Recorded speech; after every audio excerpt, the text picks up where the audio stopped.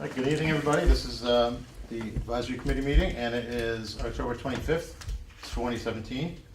Could you start with the introductions? Arthur Franze. Steve McDonough. Jim Tomaszewski. Joyce Terrio. Brian Beachkowski. All right, thanks, everyone. And first up on tonight's agenda will be Anne Marie Duggan, the town treasurer. Is it Duggan or Dugan? It's Duggan. It is Duggan. Thank you. Thank you. Coaching treasurer collector. Treasurer collector. How are you? Good, how are you? Good, thank Thanks you. for coming back. Sure. Like you had a choice. Yeah.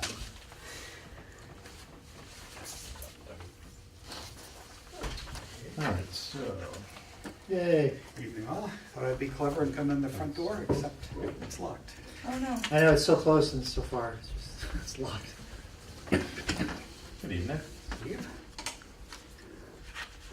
All right, so you're going to take us through Do you think there were some more questions you had, or? questions we had on that was, those were your questions that you had, Joyce, on? No, I didn't have any additional questions. Yay. That was on our list. I thought it was, So here they go. Hi, Arlie. Regarding Hi, the good standing sign off, right Right, now. on the small tax bills, right? So it's actually, right now, people who are delinquent, more than a year, I cannot sign off on a good standing for permits and so forth.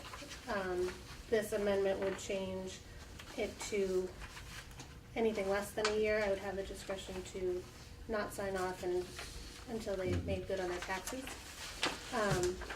Gives, the treasurer collector has the authority to work with residents if they needed the permit in their situation, if they have hardships or whatnot, to work with them and payment plans and so forth. But it is a good collection tool. As I said previously, it's sometimes it's just an oversight that they missed a payment or for whatever reason. But again, working with them, get them caught up and be able to move forward with their permits and so forth. All right, thank you. I- Questions for Anne Marie?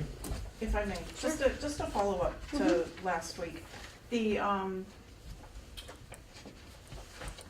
you said it gives you more options and more discretion. You could work with them, you could sign off in promises that they're gonna pay or they start to pay.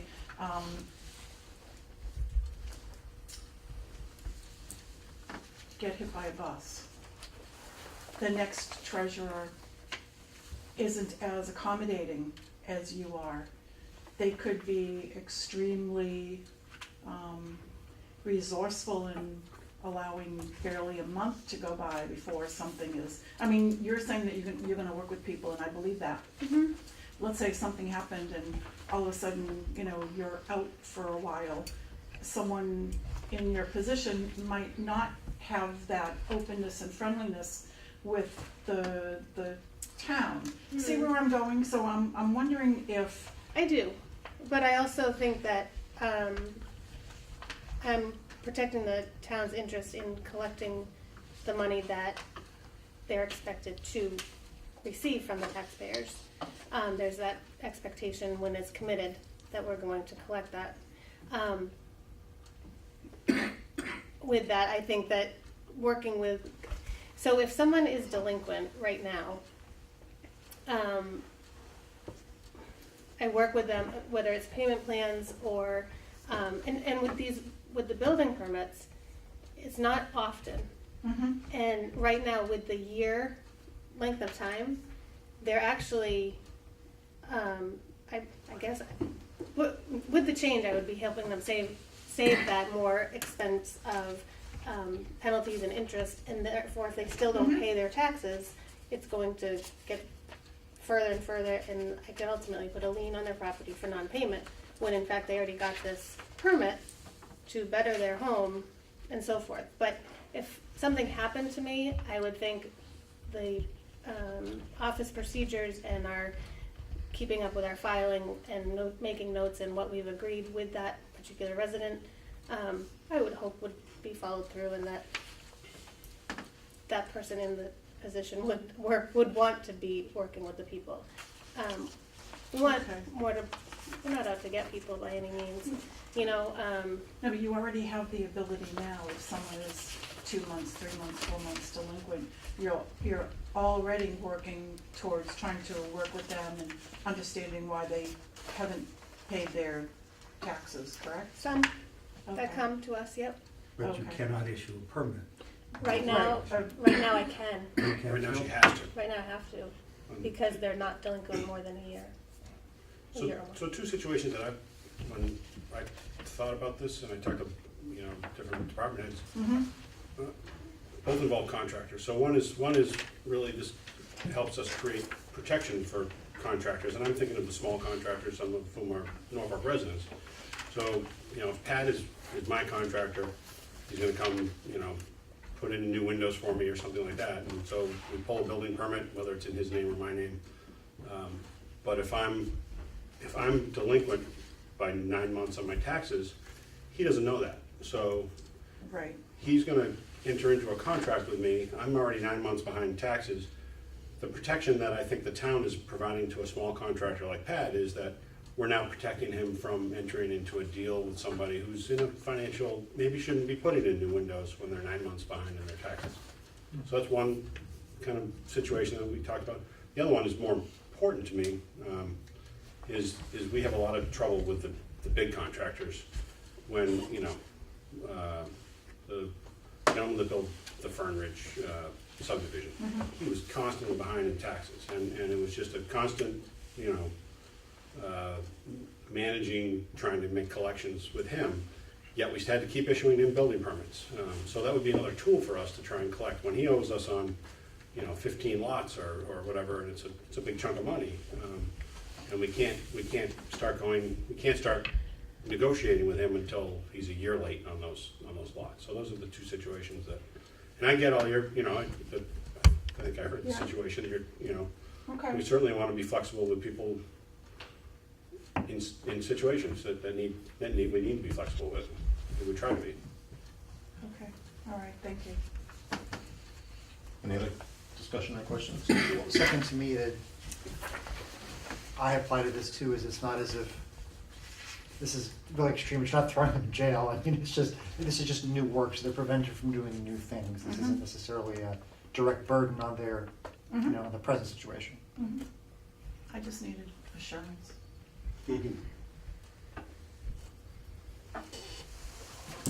Anything else? No. Thank you very much. Thank you. Thank you. Thank you. Thank you.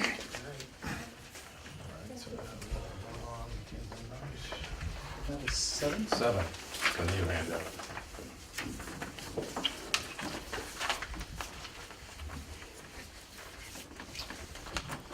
All right, so we're gonna hear now from Mr. Hathaway and Mr. Lindmark on capital items, marijuana regulations, and the public safety update.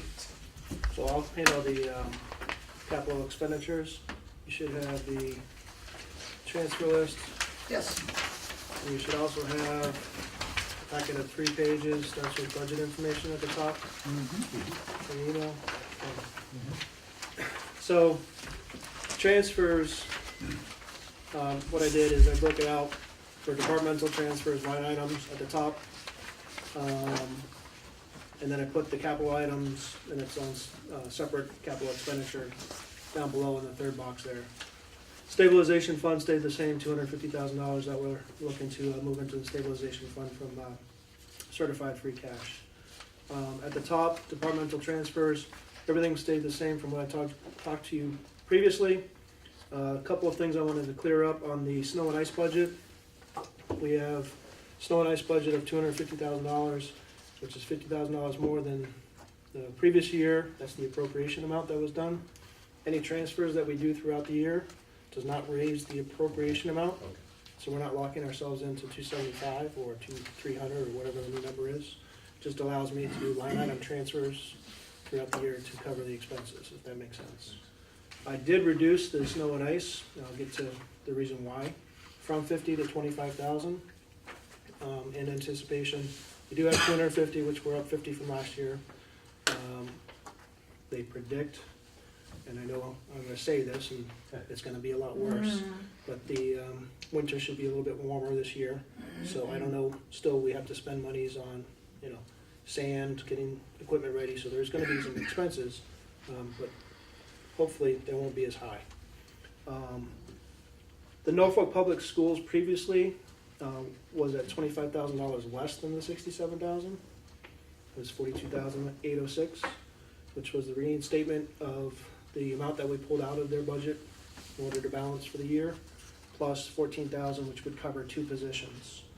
The additional $25,000, you have it in front of you if you want to read it in detail, but basically the school budget's over $100,000 in salaries, and the reasons why are listed there for a few different reasons. They've had to bring on teachers at a higher pay grade than they anticipated.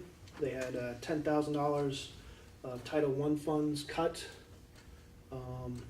They've had to increase some computer programming in order to make sure that the coverage for the necessary classes was there, et cetera. Basically, all in, approximately $100,000. We're giving them back on that line item that I just told you, 67. They're still at a shortfall of about $33,000, $34,000. They're going to try and make up that shortfall throughout the years, either cutting expenses and or positions, trying to minimize that. So they're not all in. I'm not, giving them all the money that they necessarily need. They are going to make some cuts and hopefully transfer monies back in like they've done historically throughout the years. It's just been a tough year for them. So that's kind of the plan on all the transfers. Any questions before we move on to the actual capital items? The school shortfall is how much? $100,000 in salary. But 67, 67 will be going back, so correct. the remaining is 33. About $34,000. If, if it gets to later in the year, I guess we can just look for an additional transfer. Correct, in the springtime meeting. Yeah, okay. But like I said, what she wants to try and hopefully do is cut some expenses and minimize the impact so that she's not gonna be utilizing all that monies. So, And the 14K for 2 positions, that. no, it was the reinstatement of their budget that we took away. Plus 14, but 2 Plus- positions, 25K, that's the increase, that's not. So those are my notes. Let me explain my notes real quick. We reinstated their budget plus 14. That gives us $42,000 to cover 2 positions. Okay. 42,000 plus the 25, which is the, she's got a bigger shortfall than the 25, but I'm taking 25 out of the snow budget, moving it up there. That way it doesn't impact any of the transfers that you've already seen. So I'm just adjusting 25,000 to go up there, which brings it to 67. I was having a hard time getting 2 positions out of 14,000, but that's on top of Right, but that was my notes, existing money. and I didn't mean to. Yeah, I understand. Still trying to get. I should have just positions printed at it 42 with the sounds like a numbers. challenge, but- Right. Sorry. So this covers about half the shortfall that's listed here. So the shortfall in total is 100. We're giving them 67. It's just 100. Looks like a little bit more than that, doesn't it? No, 104? if you add all, you got 42, 14, 15, 10,000, 14, 10 and 97. and 30. Yeah, I think it adds up to over 100 if the 30 is as bad as it. Discussions with Ingrid, her shortfall is approaching $100,000. Okay. Okay, so the $100,000 minus what we're giving her 67 back on the Norfolk Public School budget gives about 34,000. And again, she's going to try cutting costs so that she doesn't have to come back in the spring, but if need to, we can revisit that. So, any other questions? What are the implications about sourcing it from the KP regional operating budget? So the KP budget, we had to actually come up with an amount for budget purposes because we're the first town that actually has to go to town meeting and get approved. And we came in with a figure 4.5% is what we were looking at. And that 4.5% is the differential between what we actually budgeted for and what KP is actually assessing us. Okay, So the assessment is $129,000 less. yeah, So we're gonna be getting, this will be funded through that budget reduction yeah. and then $80,000 in free cash. Okay. And $1,200 transfer from the fire code. Okay.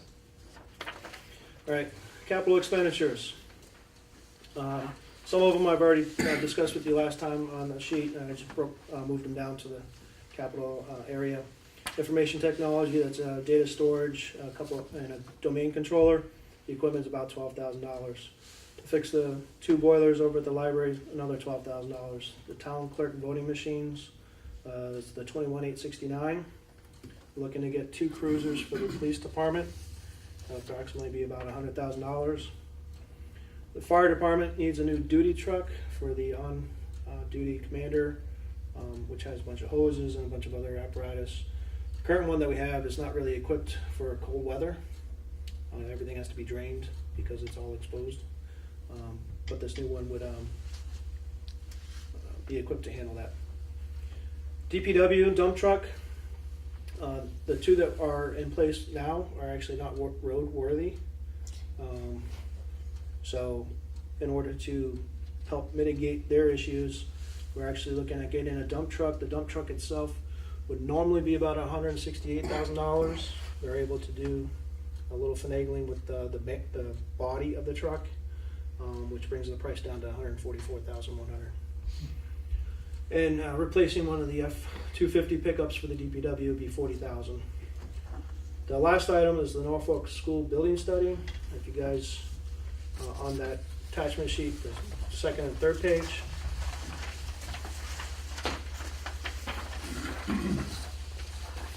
With all that's going on in our great town, we have to start figuring out, what do we do now with the incoming kids that's potentially going to be impacting us with all the 40B developments, all the residential developments that are going up.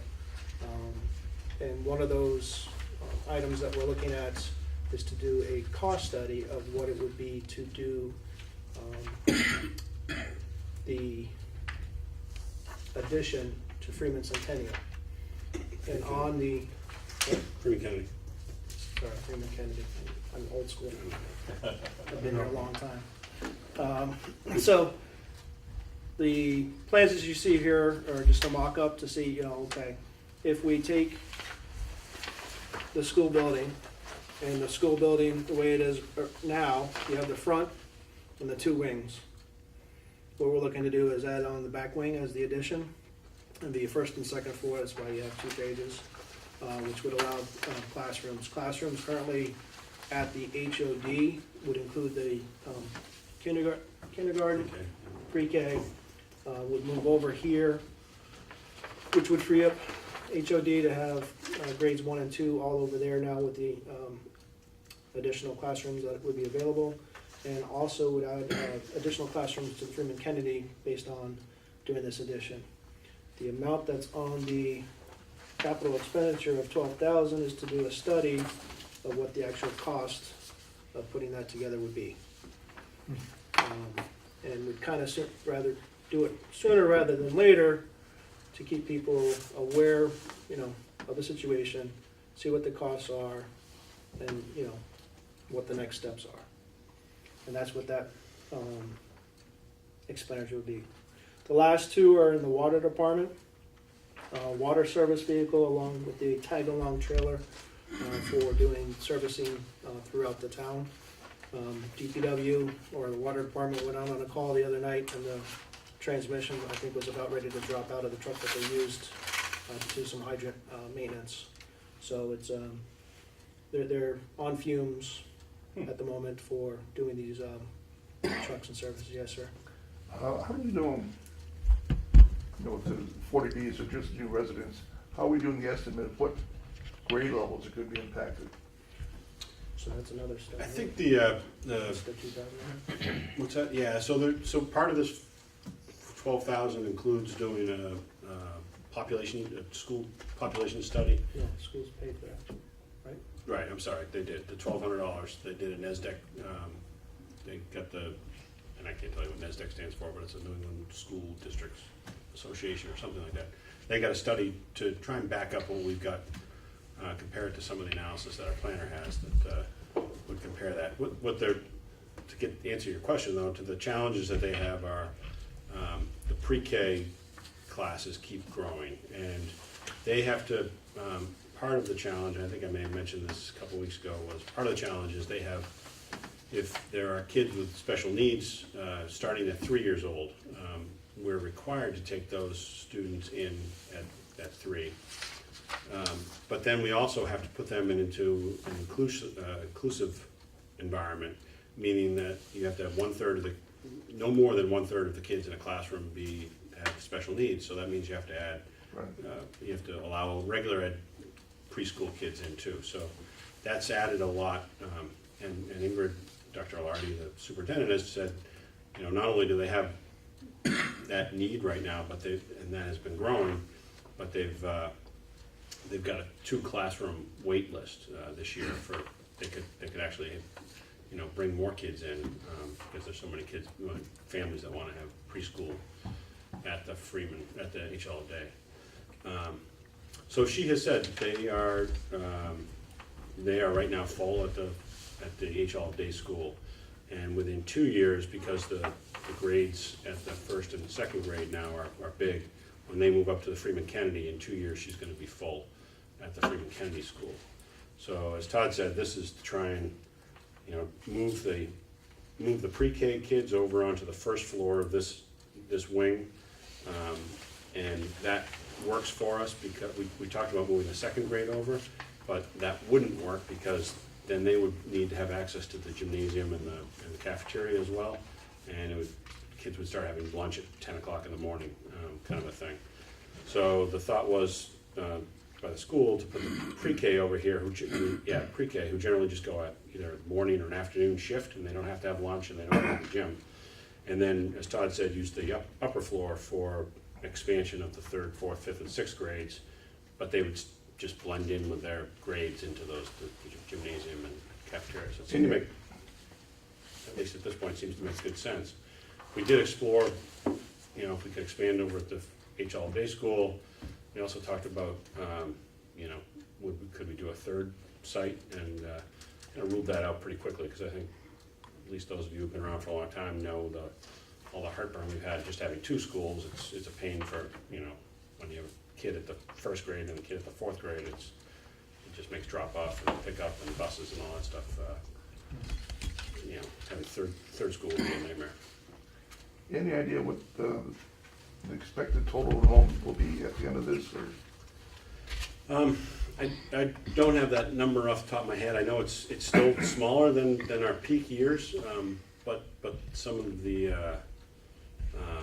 and I'm sure Ingrid would gladly come and talk to you. I'm just curious, didn't we peak out close to 1,100 or something like that back? Yeah, we did, and I think we're still below that, but some of what they've done by bringing through kind of all our collective encouragement is they've been bringing special ed kids back and building programs, Right. but those classrooms are much more, there are a lot less kids in each classroom, so that they're using up more classrooms than they were in the old days for those programs. And they're saving a tremendous amount of money, Sure. but at the cost of needing more space.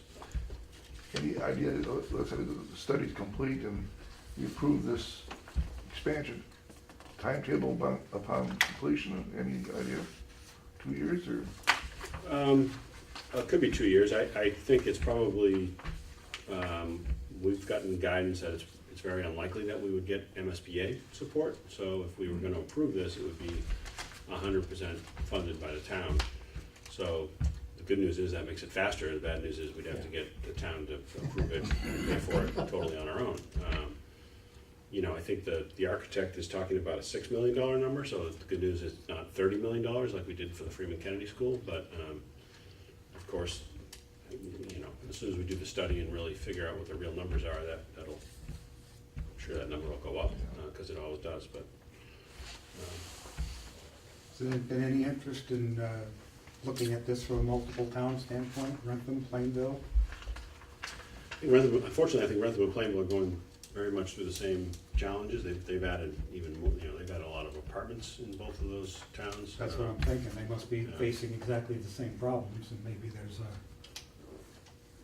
Yeah, I mean, potential for expanding the multiple town relationship as far as the educational system yeah, is I mean, concerned. we've gone down that path a number of times, trying to get that, talk about going regional K through 6, Yeah. K through 12, I mean. I'd be happy to help stand right behind you as we push that. That'd At be a some tough point, sell. the pain might get Yeah, high enough that But he is at behind least you. one mind Yeah. might He open is somewhere. behind you. yeah. Why is it tough sell? I think there's always been the belief that the K through 6 here is better. I see, Yeah. got it.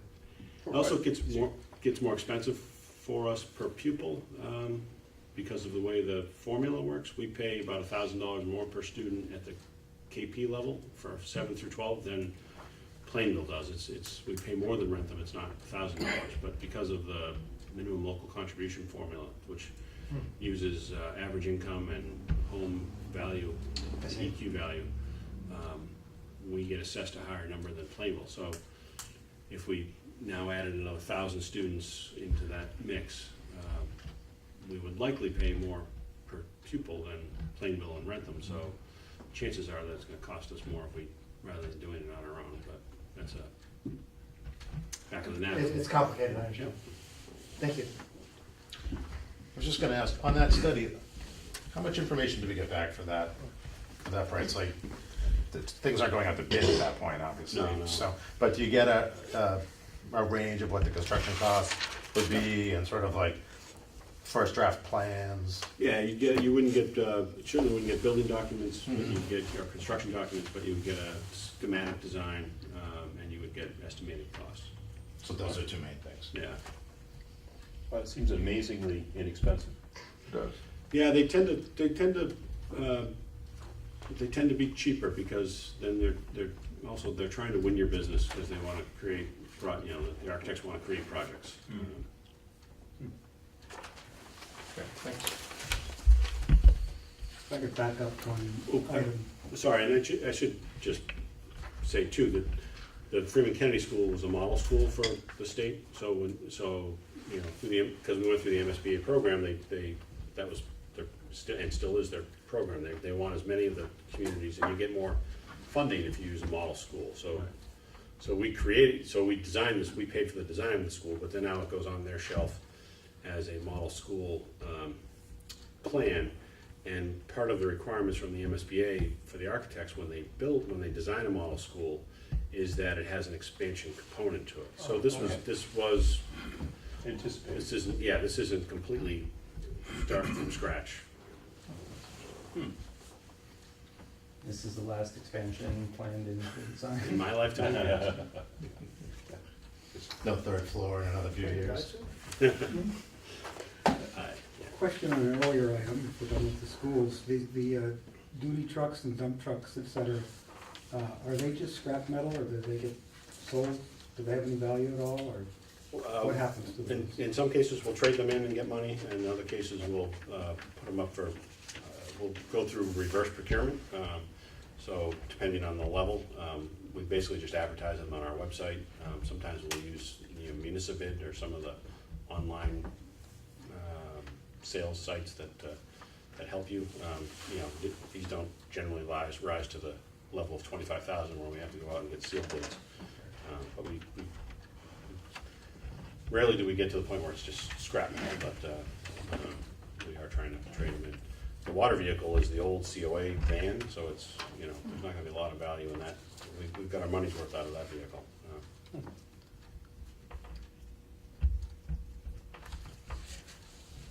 Harley?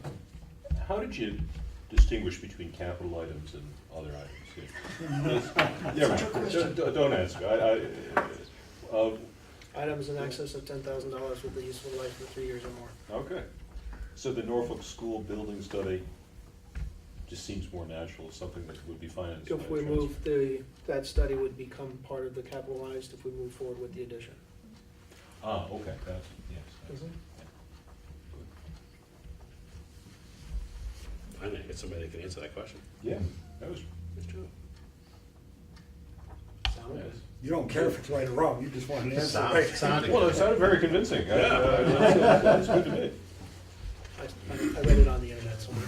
Okay, if you Googled it, it must be true. And Okay. voting machines are secure, Russians can't hack them? Not the I new wouldn't go ones. that far. Not the new ones? Oh, they're good. How many voting machines do we get for that much to ballpark? I'll tell you in 1 second. North Koreans can get I them. believe we North usually Koreans. have 4. Not North Korean certified. Not sure if that's what she's buying. 4. 4.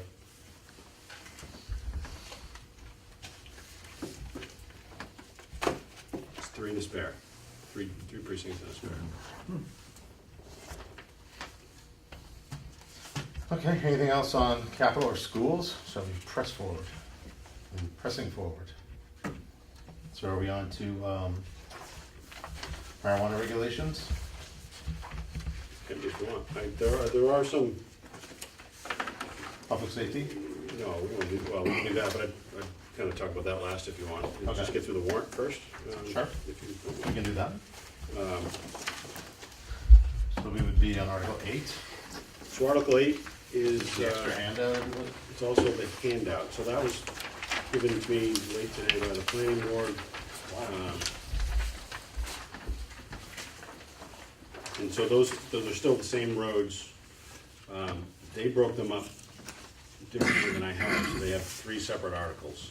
But it's just, the road acceptance is all part of. I can't remember what's the name, That's stuff at that Keene preserve, Pond, eh, Keene Dave? Pond Preserve, yeah. So those are all paved, they've been inspected by the DPW. He has agreed that they are in acceptable fashion, and the planning board will also issue a recommendation at town meeting. So the question will be whether or not, I'm asking town council to compress those all into one article, back into number 8, but it may be 3 if I have to. Oh, I got it. If you want, I'll just keep going. Yes, please. So on the next page, it's the article that's not numbered, but it's all struck out. That is the municipal housing, affordable housing trust article.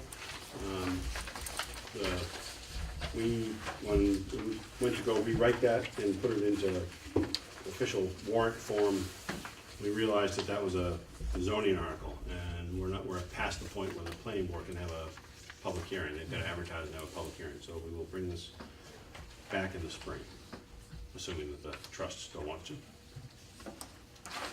Unfortunately, I think you'd already voted and approved it, so, thank you. 11 is the stretch code, obviously has not changed.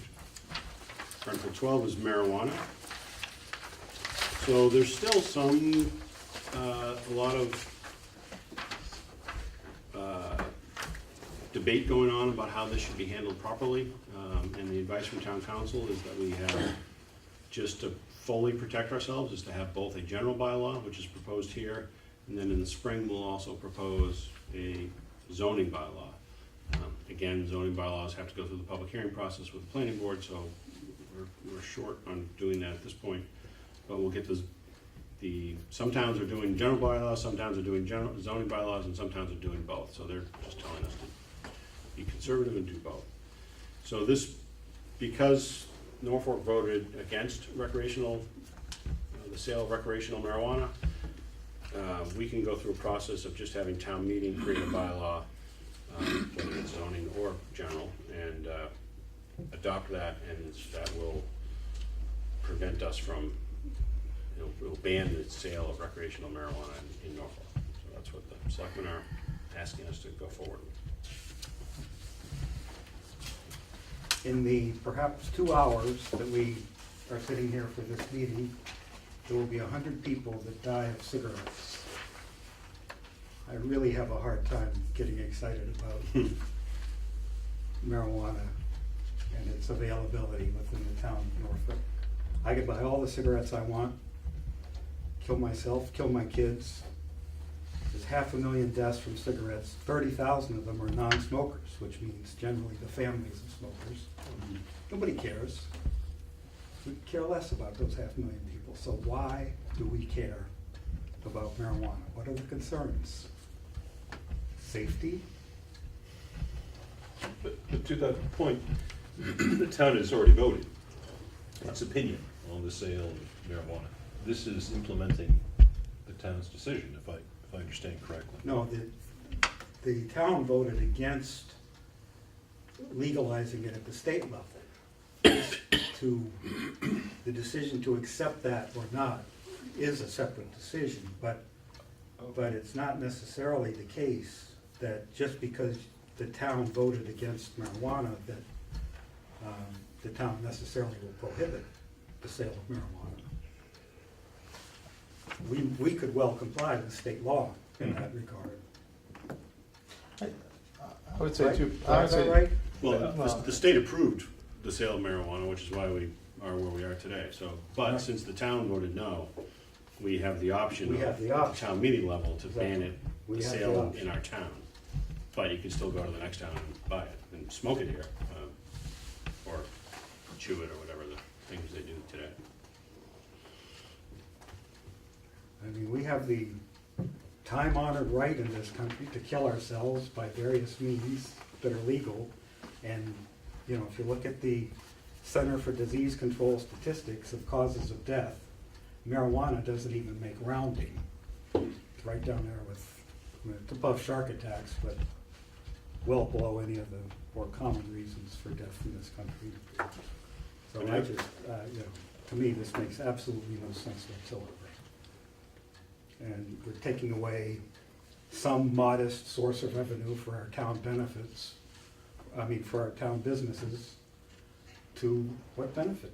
People will go somewhere else and buy it, and while they're at it, oh, by the way, they'll pick up some cigarettes from a different town, and our businesses will lose that revenue, and so on and so on. So this absolutely makes no sense to me whatsoever. So, are we clear this is an option to implement this versus a implication, a requirement of the town's vote? Oh, it's definitely, yeah, no, it's definitely an option. Okay, Yeah, yeah. okay. Just because the town voted no, doesn't mean, obviously, we have to go through this step now to pull that trigger, if you will, to ban it. Okay. Yeah, in fact, the default is that it's legal to sell. Right. Yeah. If we had voted yes back in November, whatever that was, then this would be not an issue at all. It would just, you'd have to go through a two-step process. So you would have to have a town meeting vote to create a bylaw, but then you would also have to have a ballot question, and have the. Well, I would think that we're not, to me, supporting this, from my perspective, isn't supporting this one way or the other. It's just passing the option along, which I think is why the selectmen even are bringing this forward, right?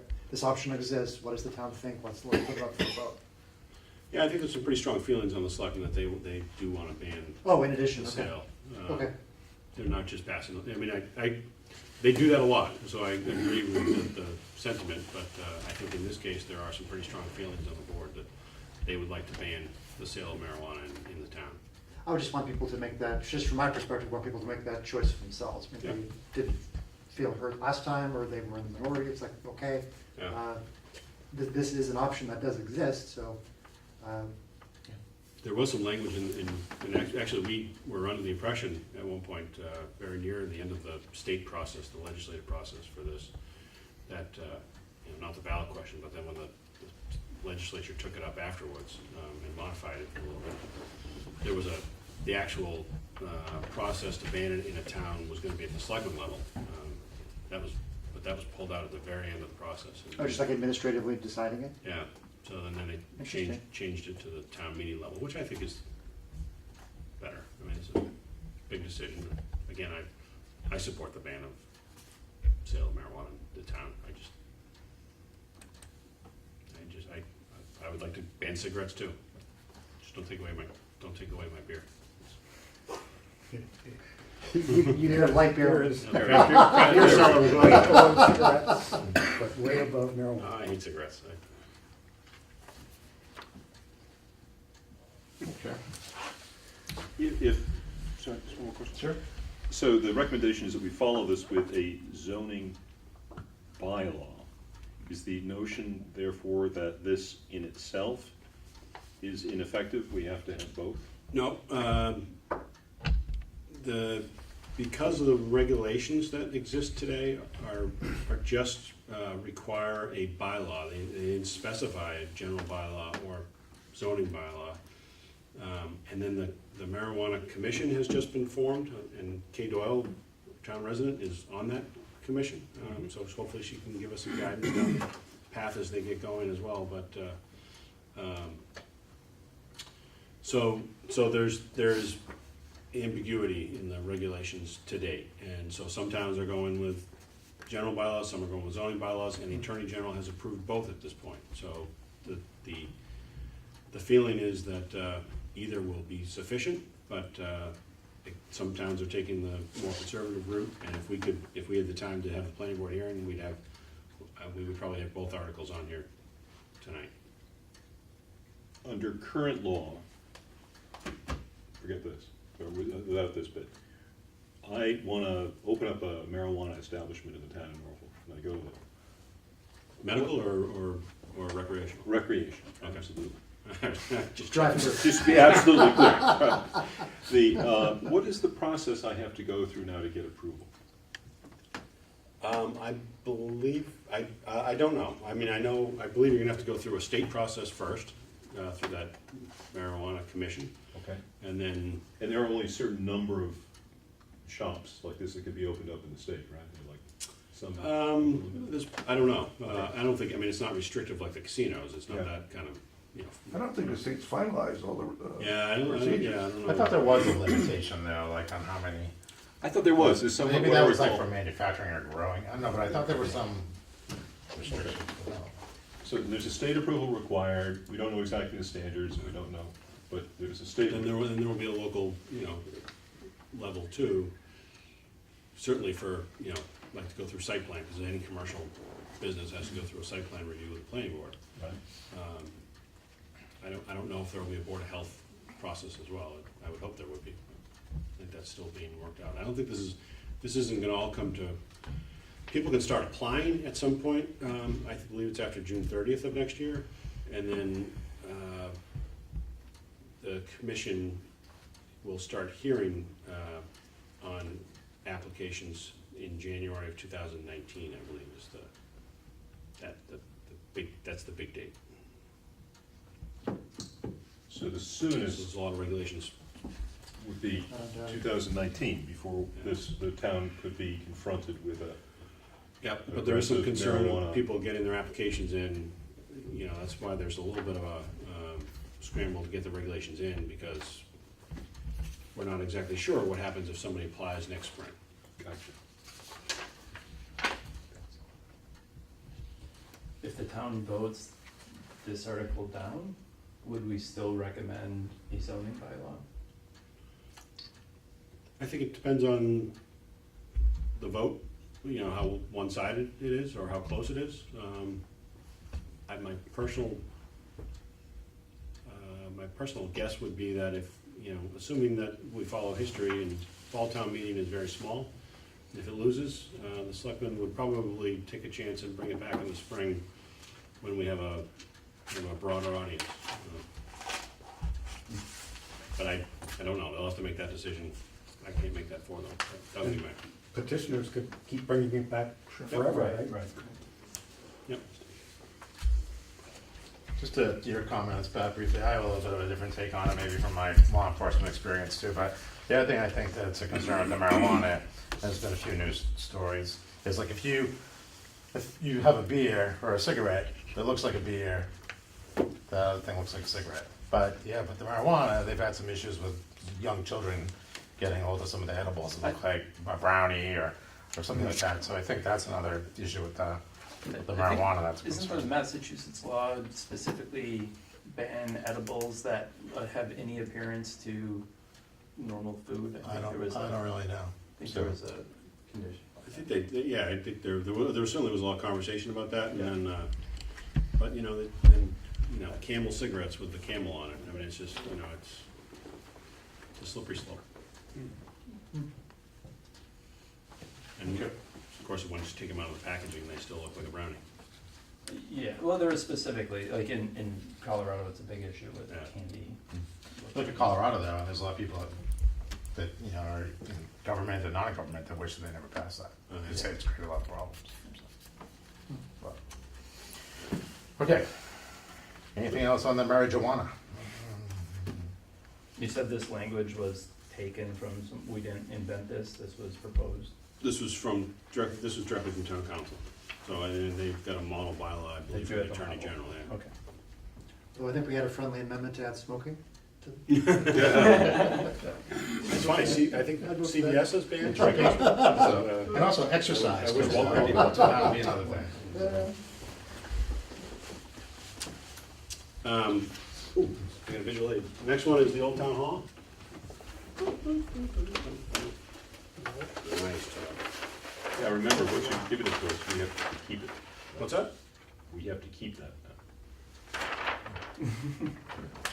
I'll make you a copy. So the proposal is to sell off this green portion, approximate green portion. So this is the old town hall.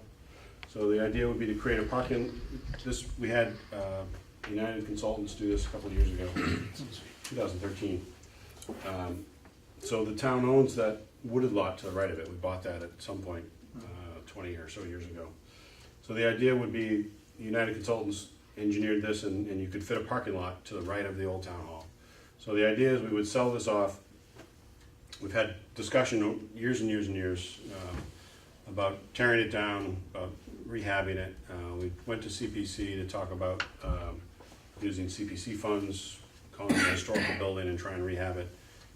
They weren't interested in that. So we're at the point where it's getting to be more and more dangerous building. It's unsafe. The septic has failed. It does cost us still a few $1,000s a year to maintain it, and it should cost us more if we were really going to try and save it. So we'd like to propose selling it and carving off this again. We would keep all of our parking lot, the old town hall parking lot that we use to parking lot for commuters. We would keep the water. This is the water garage. Fire department uses it well. And it also would give us access to Old Town Pond. So we're just trying to sell off a 30,000 square foot lot. And the selectmen went back and forth about just selling it for affordable housing purposes. We could sell it off and put a affordable housing deed restriction on it, and somebody could buy it with the idea of just building affordable housing. But the other thought was that we retain a lot more value in it if we sell it off and let the buyer figure out what to do with it. It certainly would be a great place for a commercial, like a law office or dentist office or a small commercial office, maybe put some apartments above it. So that is the thought. We haven't gone and carved out the lot yet. We would do that after town meeting approval because we don't want to go and carve out the lots and record that if town meeting decides that they don't want to go forward with this plan. So we're gonna keep the lot. We're gonna keep the driveway and the parking lot and Right. all the town pond is up here, but we're gonna sell this off, this green part. Including the lot that's described in here. That's a conceptual Th- plan. this- Yeah. So, We're not gonna keep a parking we're lot. not gonna keep this bit. That's No, we're conceptual. gonna keep, this is, sorry, Okay. if I said that, this is the old town hall parking lot. Yeah, yeah. We're gonna keep that, but we're gonna sell Sell off that. Oh, okay. the green and this. I see. Thank you. All right. Thank you. Question?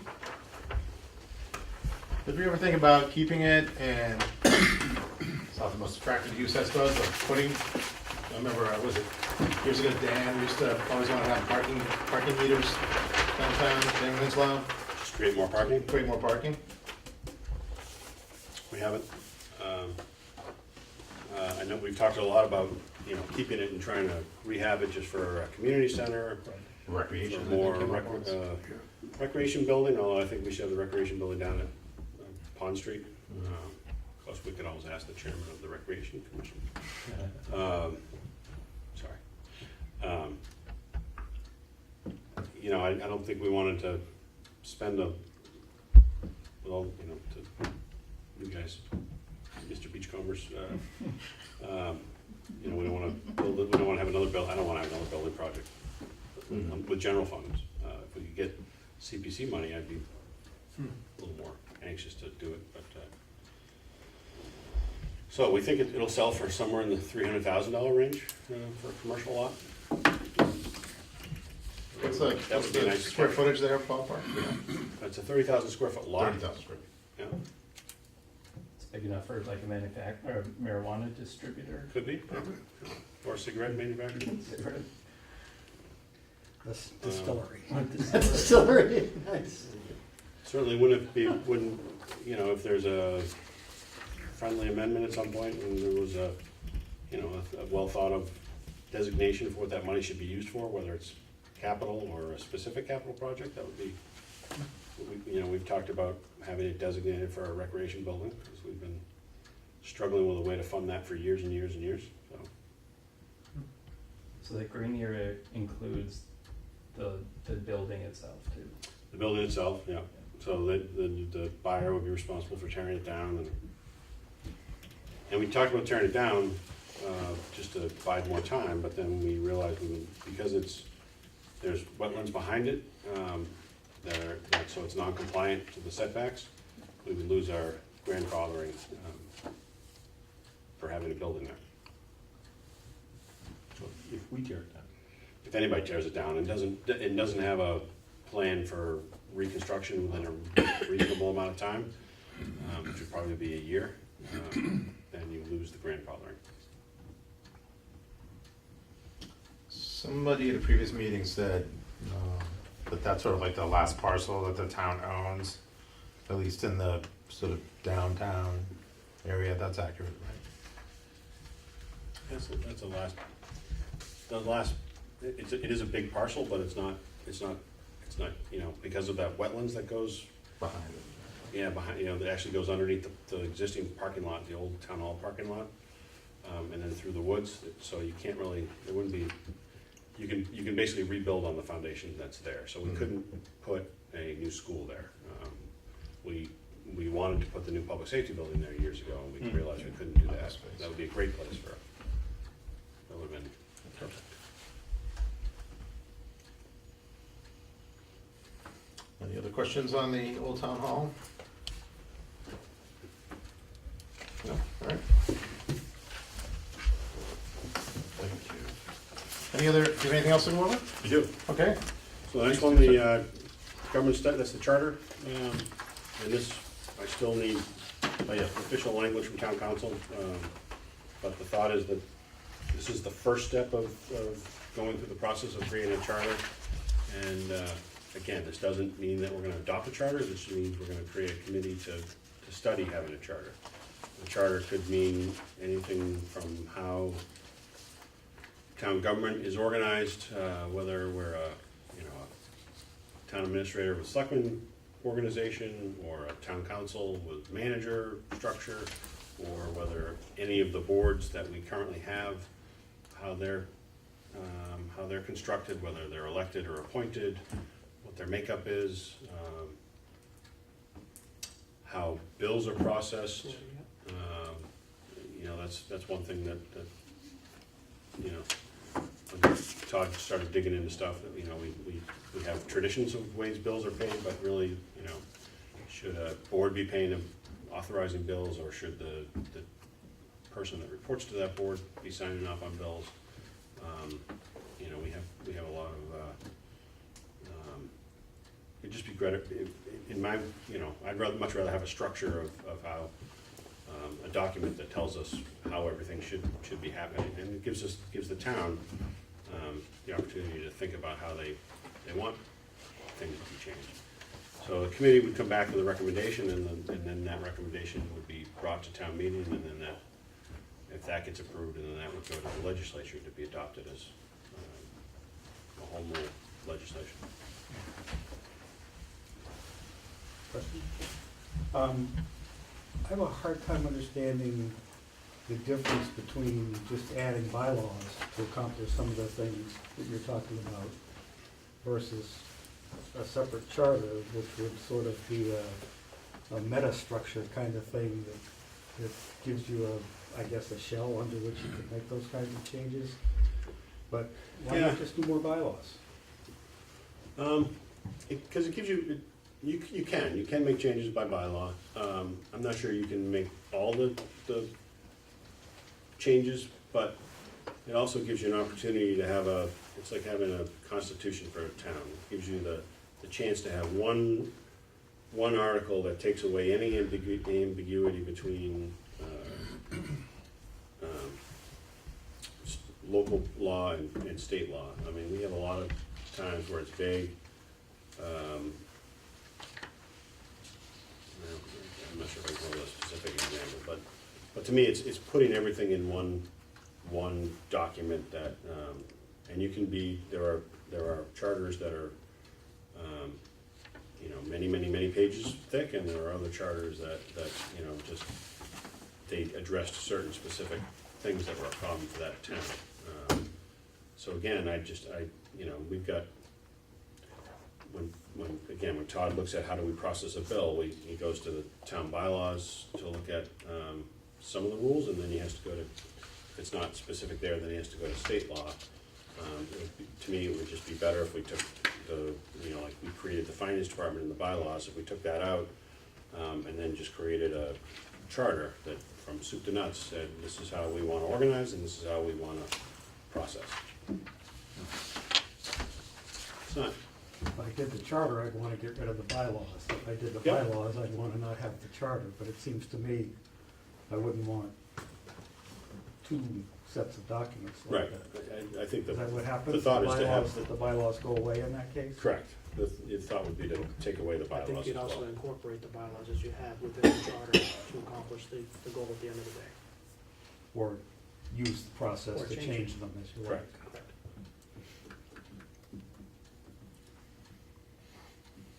All right. What inspired the selectmen to promote this? Me, And you were inspired because,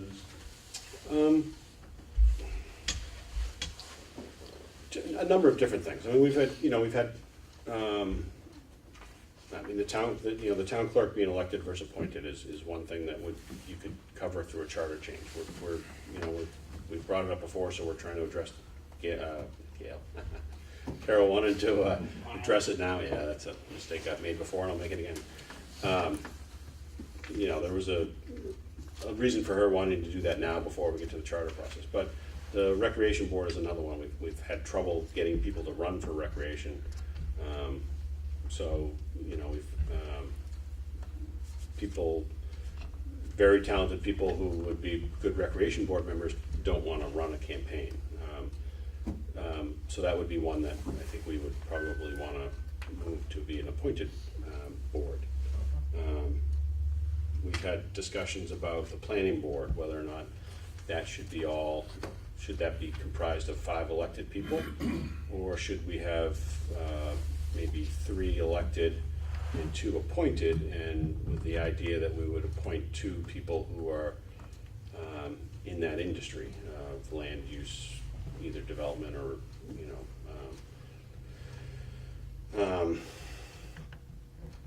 and again, the bill paying ideas, the question in this case that came up was whether or not right now we have, the Community Preservation Committee is a group that at times we have difficulty getting them to sign off on bills in a timely manner. But through a charter, we could have a process where that that maybe the finance director, they give the finance director or somebody, I'm not sure who the person would be, authority to sign off on bills so that we don't have to wait for them to have another meeting. in the past, we've had lots of discussions about the participation or lack thereof in town meeting. Is that at all an inspiration for the charter? Could be. You could set quorums and you could set other processes in place that help. I'm not sure what they would be, but to help inspire participation. But you could. One of the things I'm going to try and do, if I can carve out some time between now and November 14th, is have a meeting, maybe with the selectmen, if they're interested, to just have an open meeting for people to come and ask questions about the warrant. They could come to these meetings, but maybe if they just have a session where they can come and ask me some questions, I'll be happy to at least explain the thought process behind all the articles. I'll invite you guys too in case you want to participate. But that kind of a process could be a requirement in the charter as well. All of those town meeting processes that we added in the bylaws a few 6, 7 years ago, those could be part of the charter, or changed in the charter.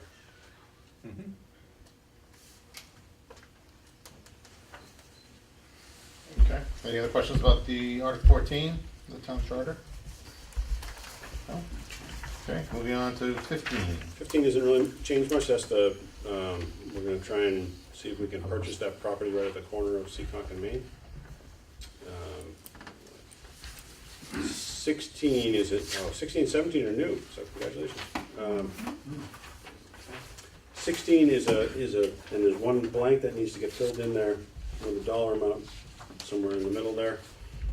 But this is a piece of property that, in town on Priscilla Avenue, that has existed for quite a while, and the house was built on, this person bought the property, they didn't build it, but the house is on town property. We took a piece of land by tax title at one point, and at some point back in the 90s, the house was built. The engineer made a mistake, and the house was built on town property. It's a very small parcel. So in order to, we've been struggling with this for a couple of years, trying to figure out how to resolve this. And we need to be fair to the person, we need to go through, we could sell off the land, but we'd have to sell it off through the public process. And so, Todd could buy it for $20 and he'd get the person's house too.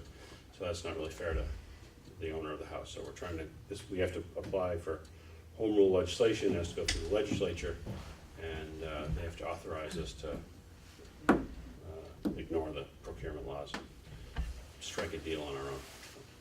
That was that one. And then the next one, I'm not sure how we left that off, but we did. But that was really the reason why we wanted to have town meeting in the fall. There is I think I gave that. Did I give that to you? Yeah. Yeah. So that's this drawing here.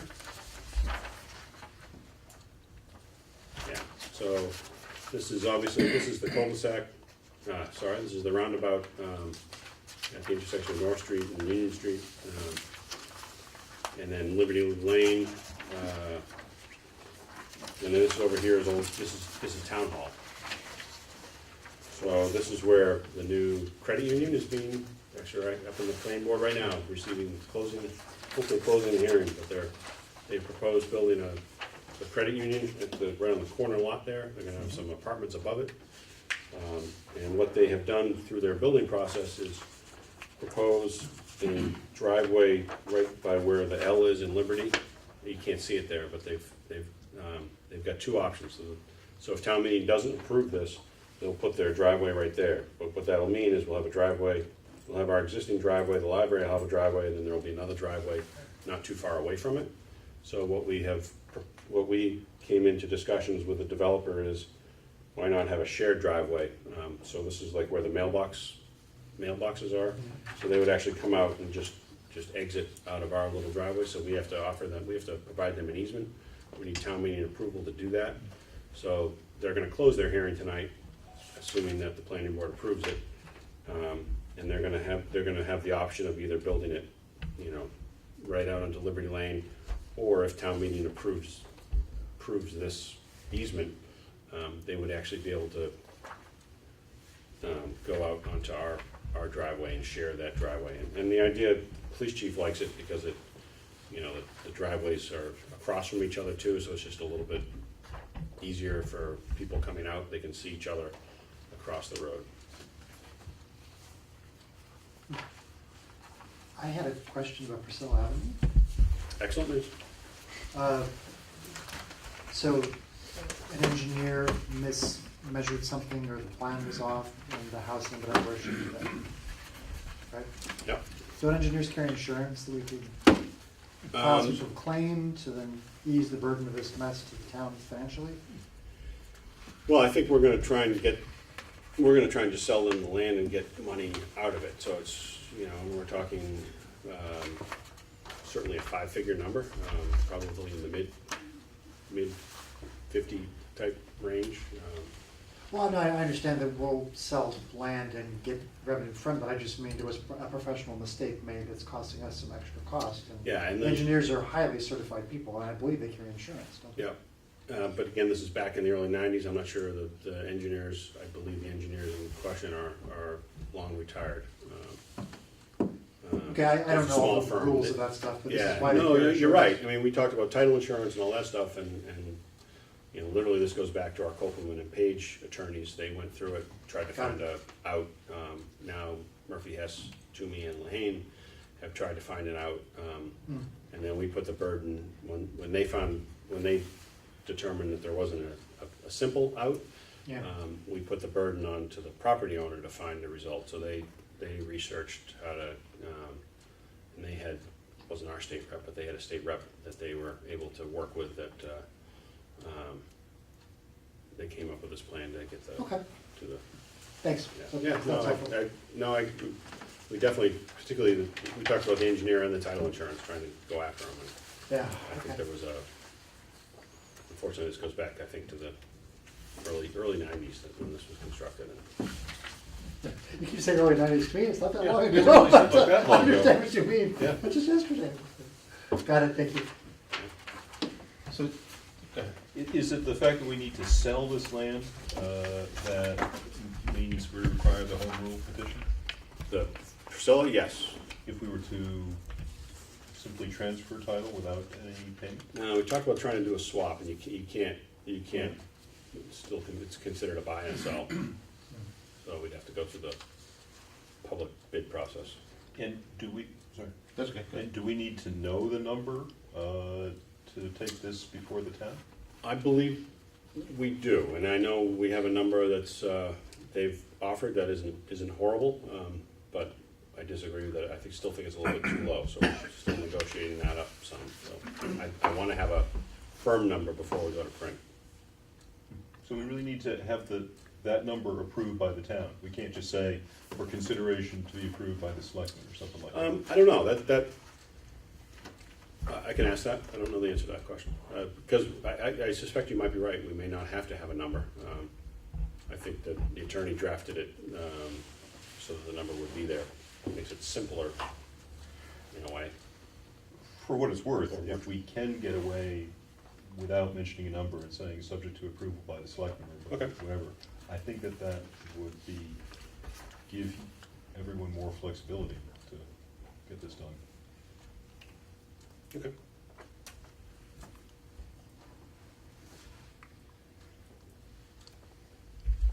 Any more questions or comments on Article 16? Okay. And thank you for your patience back there, petitioners. We'll try to be with you as soon as we can. So on 17, Jack, so what would be in that blank? Oh, we're talking about blanks. Between Town Hall, Liberty Lane, and, Oh, I think I think it's 1 Union Street, I just didn't know the address for, it may say it on that plan.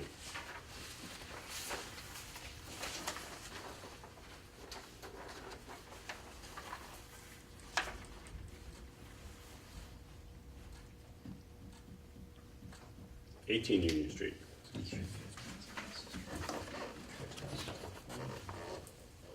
Yeah, I think 1 Union Street is the Federated Church. We need to say it's for the use of? Yeah, I think there will be some Some more, wordsmithing, yeah. wordsmithing from town council still.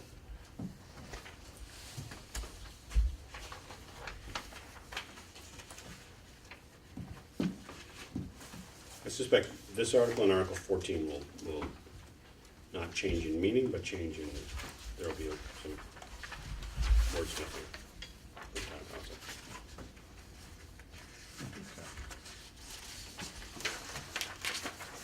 did you have a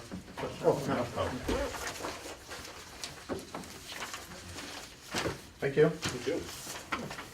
And thank you, Mr. Lindmark. Anytime, very much. Thanks, guys. Thank you. All right, so we have our petitioners here who are going to talk to us about their petitioner article on the stretch code, which is now numbered as Article 11. Thank you. If you can just come on up to the end of the table. We don't have a microphone to pass around, so just Yeah. please speak up clearly enough. We so- have a presentation we want to hook up to the Oh, to TV, to the so TV? we've already did some testing, so. we Oh, you know- have? Oh, that's good. That's okay. It makes me feel better. Mr. Chair, You want some We'll take an space here? intermission. can we ask for identification, Andy? Yeah, yeah, Who's yeah. here with you? Okay, Why don't Andy you have seats, you Bakanowski, can fly this. Larry Oh, Sullivan, thank you, it's Emery. White Hopper. Yeah, I saw your last Arthur. name. Nice to meet you. I'm sorry, Larry James Wilkinson. Wilkinson. Emery, that's E-M-R-E, that's the only thing, there's a lot of. White Hopper. Thank you, Roy. Sorry, we could have done that more elegantly. I should have just swapped it. The math worked. I'm good. I just spaced. You got a bad night, let's take the notes. Yeah, I know, I can't ask any Between the questions. new guy and... New guy. That's all right. I'm already impressed that you did some testing in advance of the equipment, so that's always... Yeah, exactly.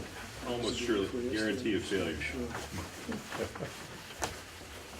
You probably can't see anything if I sit right there. So Larry's going to go through sort of some financial aspects of the code, some of the nuance of the code, some changes to the code. And just from a historical perspective, this is now the fourth time this is coming before town meeting. And one of the reasons for coming now is that there's been significant changes to the code. A lot of things that were restricted previously, or actually requirements, are no longer in effect. But one of the most notable changes is that the current building code is practically the current stretch code. And we'll go through some details, but Larry will sort of present some areas that the stretch code actually is a performance-based code versus the current building code, which is a prescriptive. And the best analogy I can give you, and the best example I can give you, is insulation in a building, where performance you can either skimp, you can reduce, you can use other technologies to deal with certain sealing or insulation. While the cost may be slightly more or it could be slightly less, but prescriptive, let's just use sealing insulation, you have to have an R42, you're stuck. And if that means that architectural design you have on the outside prohibits you from getting R42 and the ceiling in that weird valley or whatever, all of a sudden you're gonna have this weird bump out inside the building. So there's ways of dealing with that. So. Can I ask a contextual question? Sure. Have any other boards or bodies had a look at this and had an opinion on it yet, or are we the first? You're the first. You're the first, okay. You're the first. We had a presentation 2 weeks ago at the library, and I believe NCTV is playing it. I haven't seen it, and I haven't seen it on the thing, but basically we had a person from DEP who was with the Green Communities Act, and a person from DOER that gave a discussion on the new current stretch code. Okay, So, thank you. and hot off the press, about 2 weeks ago, Franklin is now a green community. They passed it. Plainville, Medfield has passed last year. Medway Millis last year as well. So we're slowly being surrounded by towns that are passing this. Is it turned on? There we go.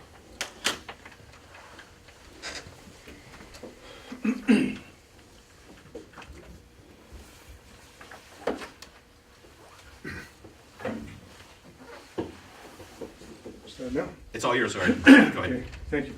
Good evening, I'm Larry Sullivan, as Andy indicated, and you met the other folks from the Energy Committee. And Andy's the chairman of the committee, by the way. And thank you for giving us the opportunity to make our case to you relative to why we think the town should adopt the stretch energy code. The ultimate objective is to become a designated green community by the Massachusetts Department of Energy Resources, DOER. Adopting the stretch energy code is about one of 5 criteria that DOER requires for a community to be designated as green. The only criteria of any consequence, as far as we're concerned, as it relates to Norfolk's being designated a green community, is the adoption of the Stretch Energy Code.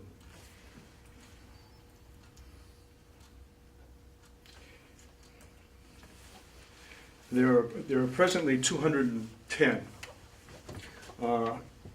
communities of the 351 in the state that have adopted the stretch code. So about 60% of all of the communities in Massachusetts have adopted the stretch code. And that includes the communities relatively close to geographically to Medfield, to Norfolk. Medway, Millis, Medfield, Holliston, Westwood, Sherburne, and Dover all not only have adopted the stretch code, but have also gone on to be designated as a green community by DOER. This is obviously a map of Massachusetts. The highlighted segments or communities on the map are those communities that have adopted the stretch code. And as I said, there are 210 now.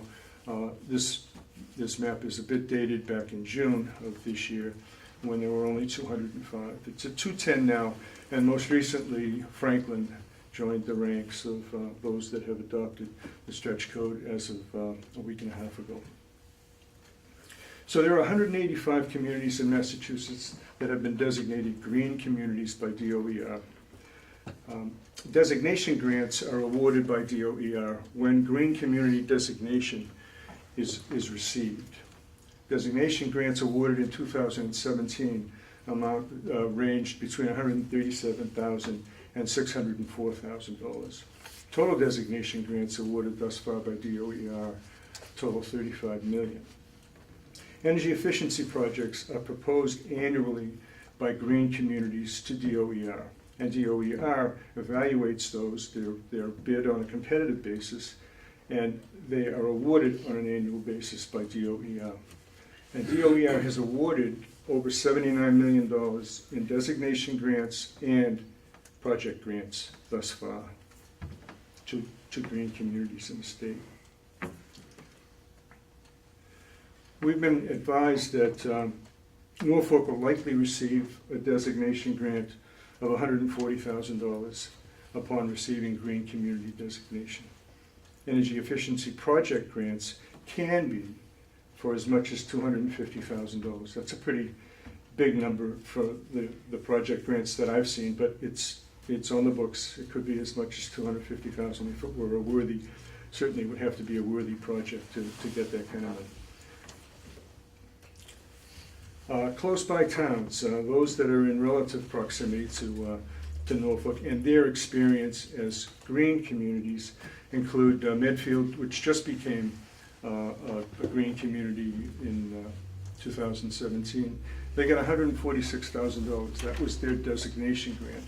Medway's been around a bit longer as a green community. They've received $580,000. That was a designation grant that they received, plus 2 project grants. Millis, 2016, just last year, their designation grant was $151,000. Westwood, in 2013, received $630,000, and that was their designation grant plus 2 project grants. Can you give me an example? What is a project grant? It's every year a green community has the opportunity to propose a project, and they do that in the form of a grant request. Right, but what type of project? All of these are energy efficiency improvement projects, all of them. It's a wide range of projects that are available, but they're all loosely under the heading of energy efficiency improvement. Jim, one of the things that we'll talk about at the town meeting too is that some of these projects are for new construction too, such as all the building construction projects that we have going on in town. Depending upon where we are in the schedule, some of these may be eligible for some grants as well. So that's one way of looking at it. And the other thing too, and one thing I've realized too, is that green communities, there is other funding sources for energy efficiency through the Clean Energy Center, and there are some things that specifically for town hall, like the heating system, that would be eligible for a grant from the Clean Energy Center, plus green communities. So you would have two funding sources. So the designation grant would be,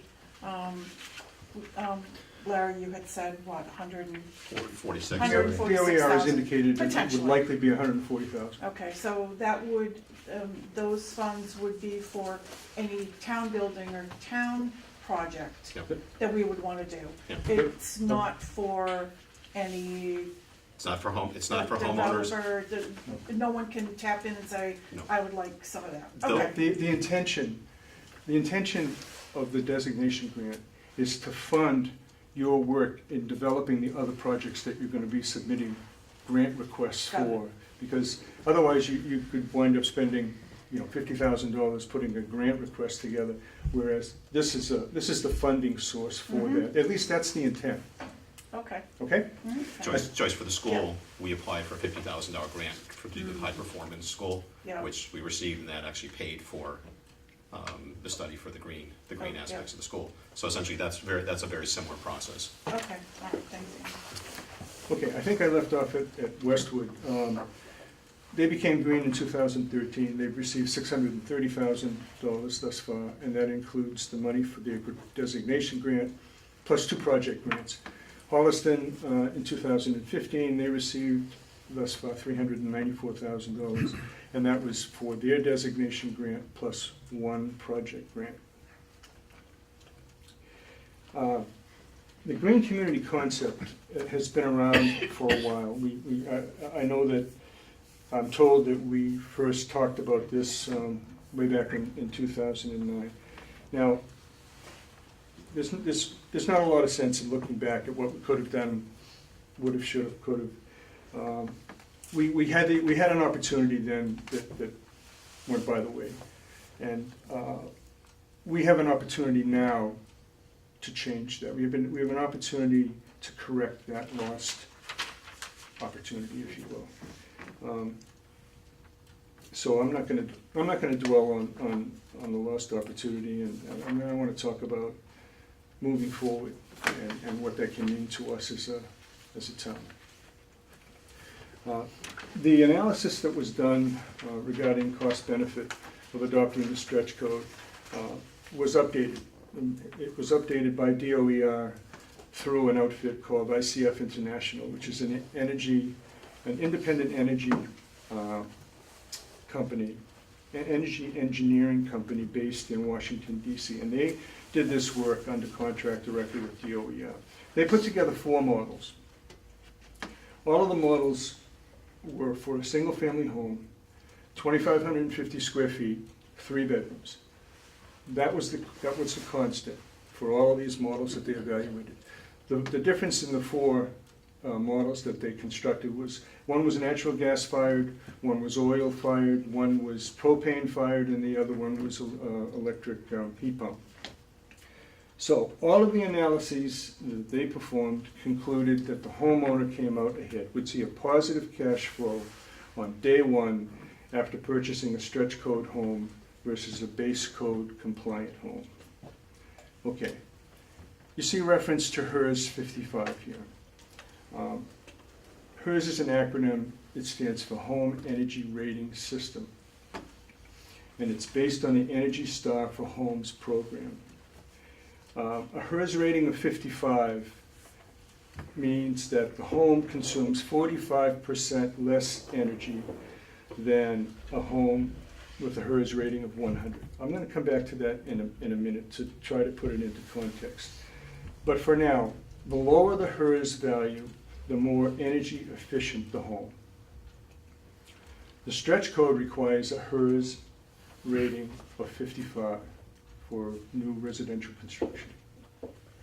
A HERS rater is a licensed individual in Massachusetts that determines the HERS rating by taking physical measurements at the home and by putting together information into a computer model that takes into consideration the various energy efficiency aspects of the home.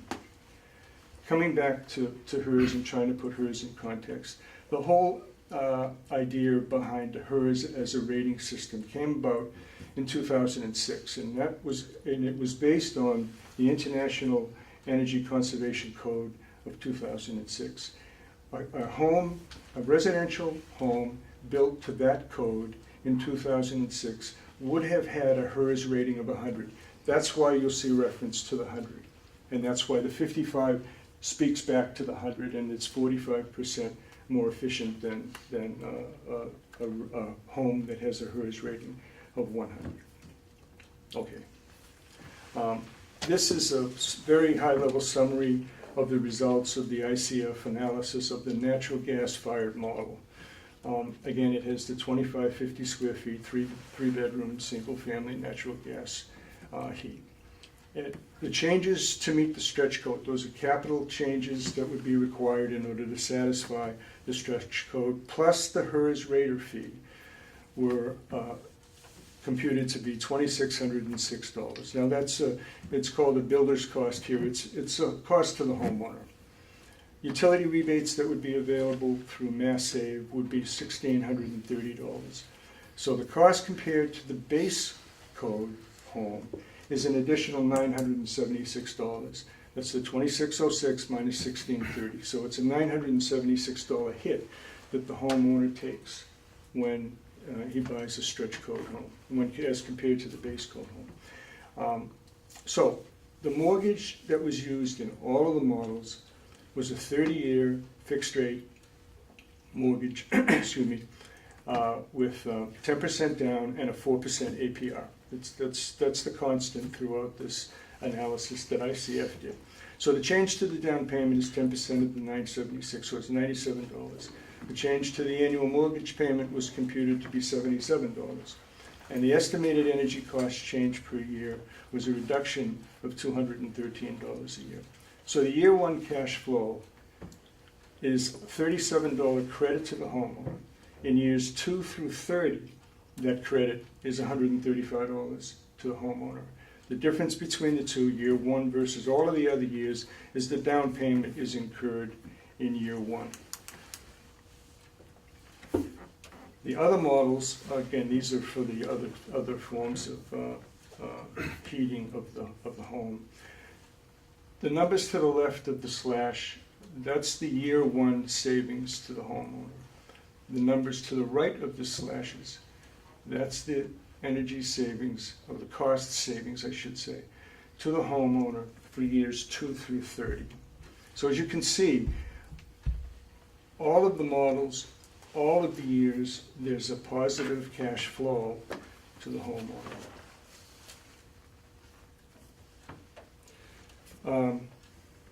These are possible grant projects that we could put grant applications together for. The top two, I mean, I know the town is already working on many areas of changing out incandescent and fluorescent lights with LEDs. So that's kind of the low-hanging fruit. They're the no-brainers. But the other ones, the third and the fourth bullet, these are the ones that we would hope to support Norfolk, once Norfolk becomes a green community, in putting together the grant applications for these projects, and do it in such a way that they're irrefutable, that the DOE has to say, these are great projects, your analysis is on the money, and yeah, they write us a check. There's a ton of money here, and we can't get to it. We can't get to it until we adopt the stretch code and then go on to become a green community. We're talking about hundreds of thousands of dollars just for Norfolk.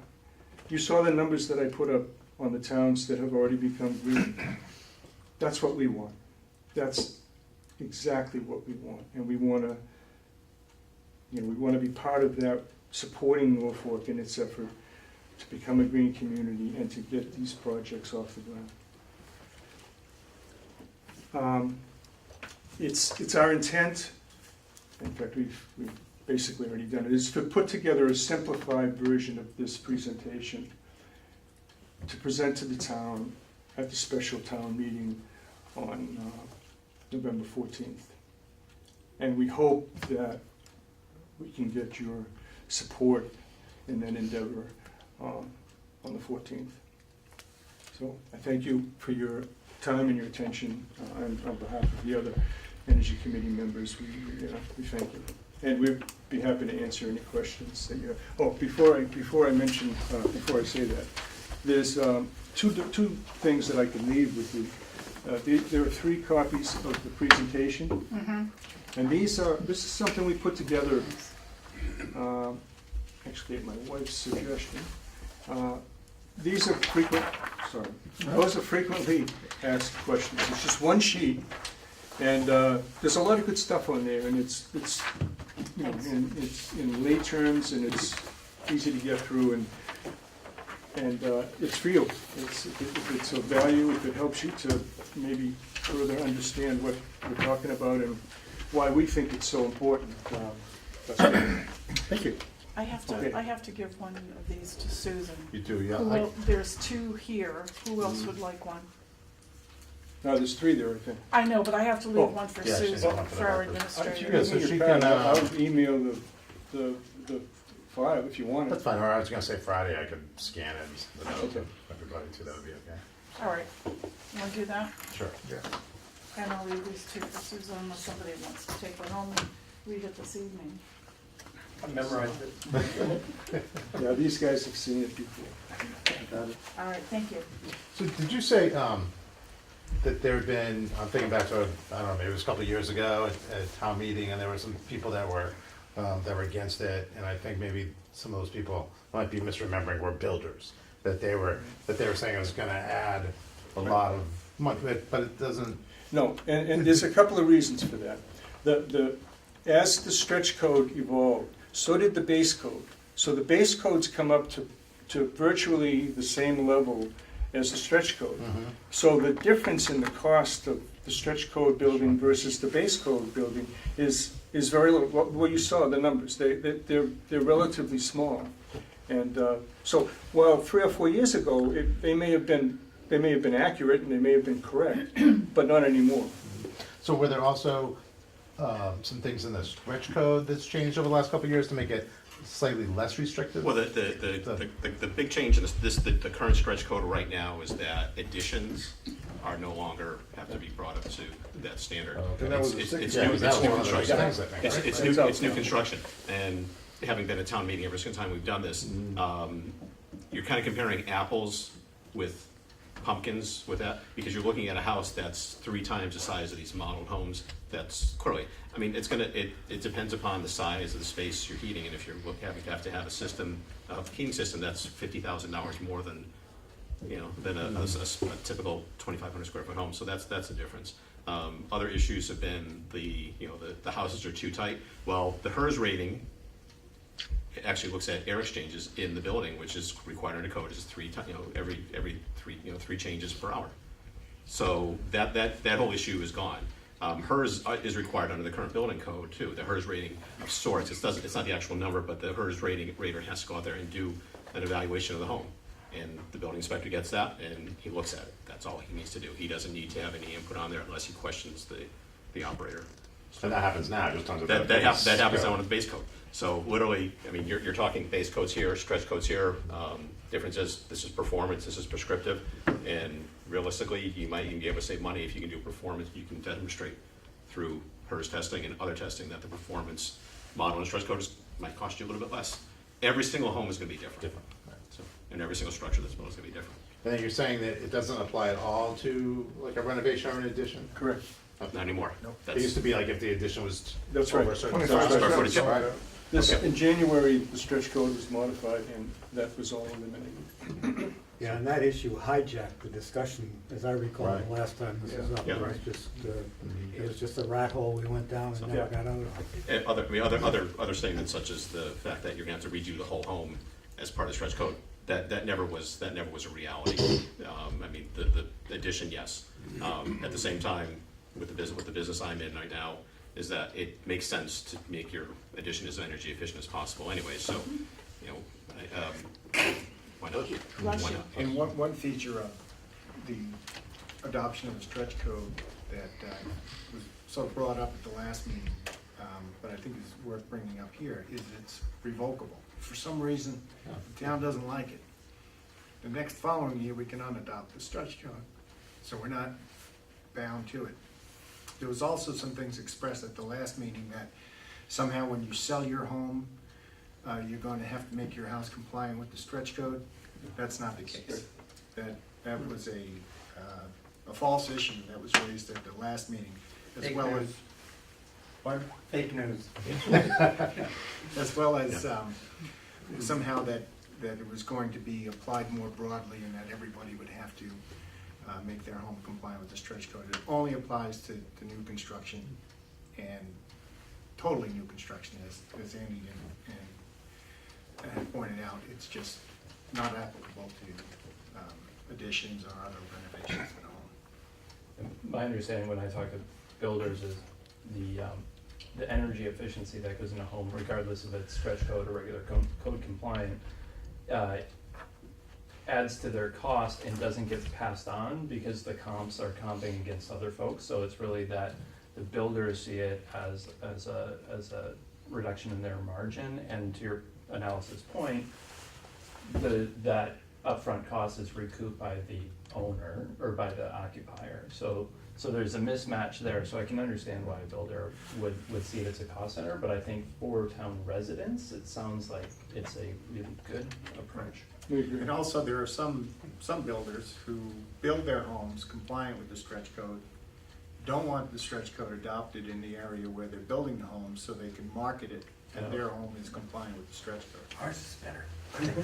Not thinking of anybody in particular, are you? No? No, I, Didn't think so. Have there been any towns that adopted it and then revoked it?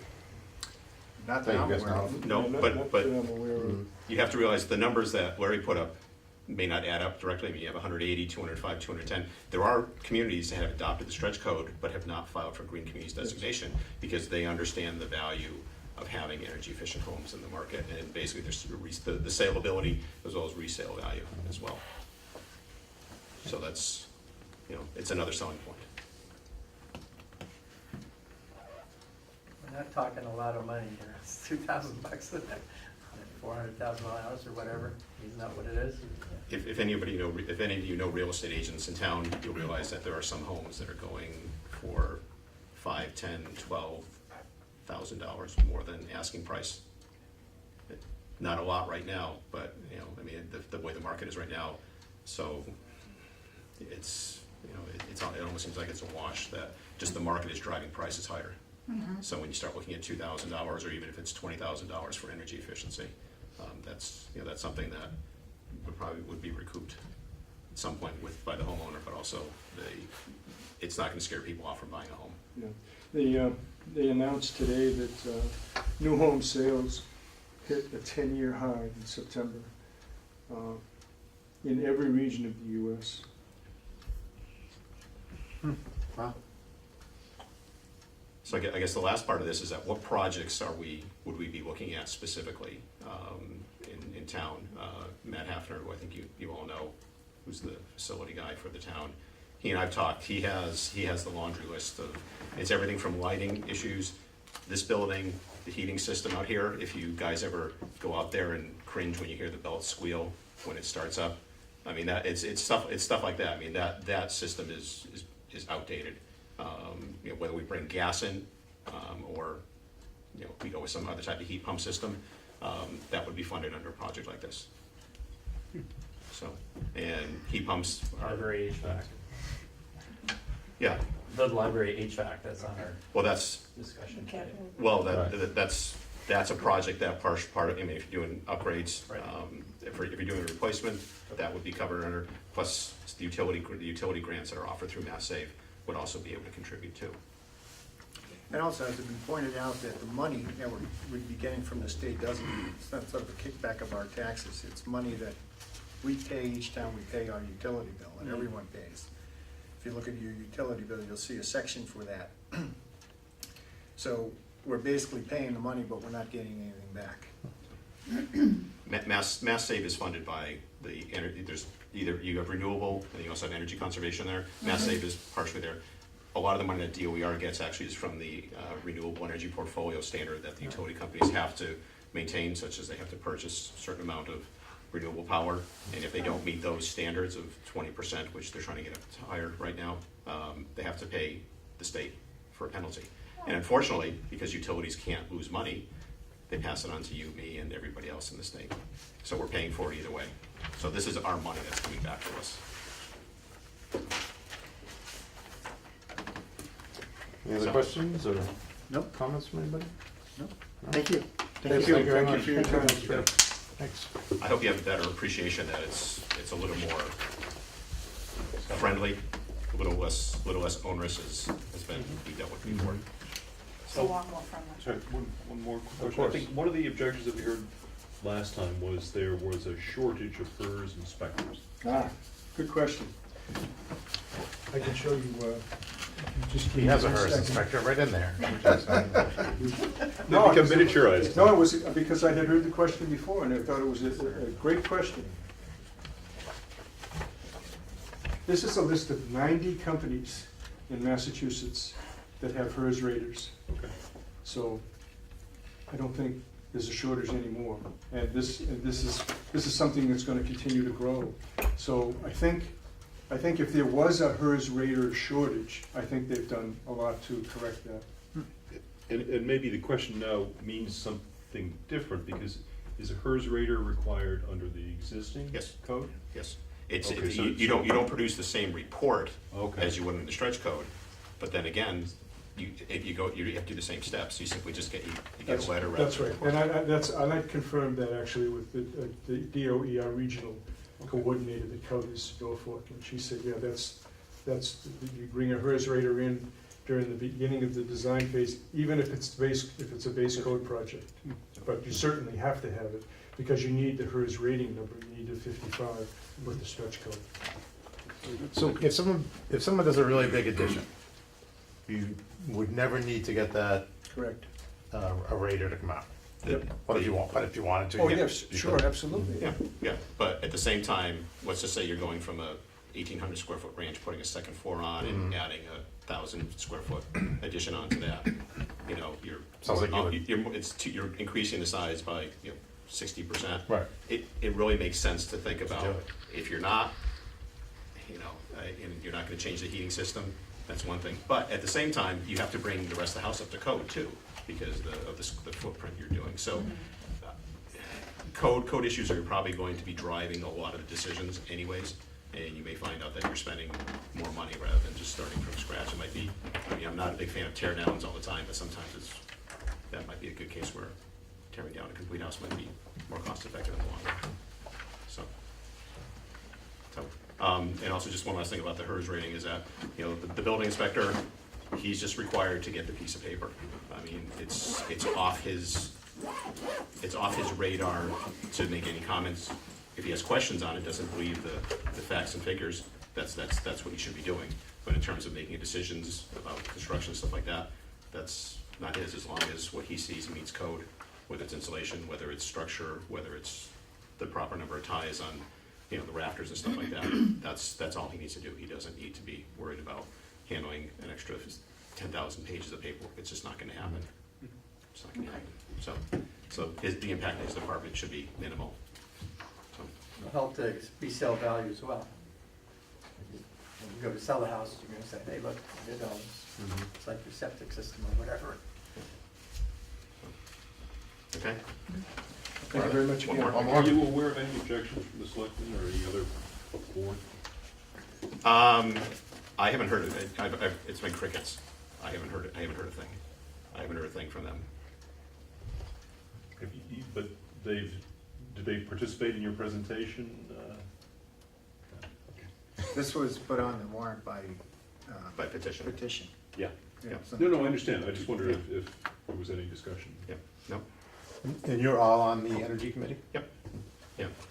Lori and Jim are new. That's why they got the cheap seats in the back. Yeah. Yeah. Yeah. Emery and I've been on, what now, almost 5 years. And was helping out before that with, when the solar field went in. So this is submitted by citizens petition, but it's by the Energy Committee. Well, we chose to go the petition route more for making sure it would get on, because people can say, we don't want it on, this way it's gonna be on. It's gonna be on. I mean, we had over 200 signatures, Yeah, 243 signatures, and we decided to do it and 10 days before the petitions were due. we did the math, and it was a push, and realized last fall town meeting, we had 135 people. So, so, do the numbers, Yeah, good. so, So the Just have tough to get them all question to is, show up now. Yeah, get them to show. Right. so. I guess the tough question for me as being on the committee is, do you guys see any reason why you wouldn't support it? Haven't we supported all the failed petitions in the past on this? At the end of the day? I think a majority, I mean, for us, obviously, we're in the minority. Well, you know, In the room. last time, Right, but I if you think we- watched the meeting, it was As a indefinitely. board, yeah, we support. I'm sorry. Go ahead. The last time, if you watched the meeting, it was indefinitely postponed, and what one of the general arguments was, well, we just don't know enough about it yet. We gotta study this more before we vote on it. And that helped to kick it down the road indefinitely, and now it's back here, and we've pretty much answered all of the questions that arose the last time. You voted against it. I sure didn't. I voted for it. I spoke. Did we IP it last time? Yeah, it was IP, but I remember that the advisory board's recommendation on this was that it was a split board. I'll say, I did vote against it the last time. Yeah. And one of the big sticking points to me was the application to additions and expansions of the home. Right. Yeah. It wasn't a Rule 25, it expanded by 25% more than it applied. I can't remember, it was something. There was a square footage that was Yeah. designated to it, Okay. yeah. And I have to admit, I don't recall the exact number, but there was a square footage applied to So, it, but, for me, the big change, Yep. Yeah, that's a big change. yeah.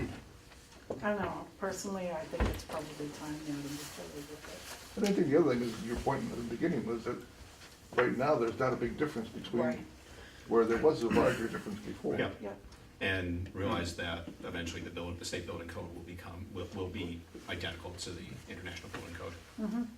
So, The amount you can continue to improve keeps diminishing, 5% this year, 5% next, you know, pretty soon there's very little 5% left. Well, I think our concerns that I heard were more about the cost to the citizen, not necessarily the benefit the town would get. And I know that goes down, and that's nice. But Cost of the citizen is not doing it. understood. yeah. Okay? Okay, anything Thank else? you very much. No, thanks a lot, appreciate it, thank you.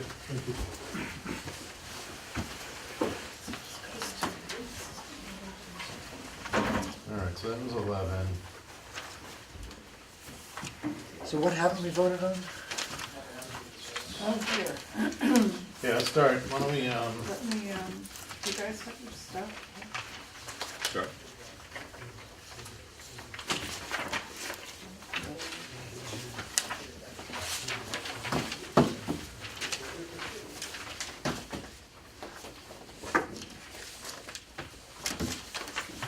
I have to compare.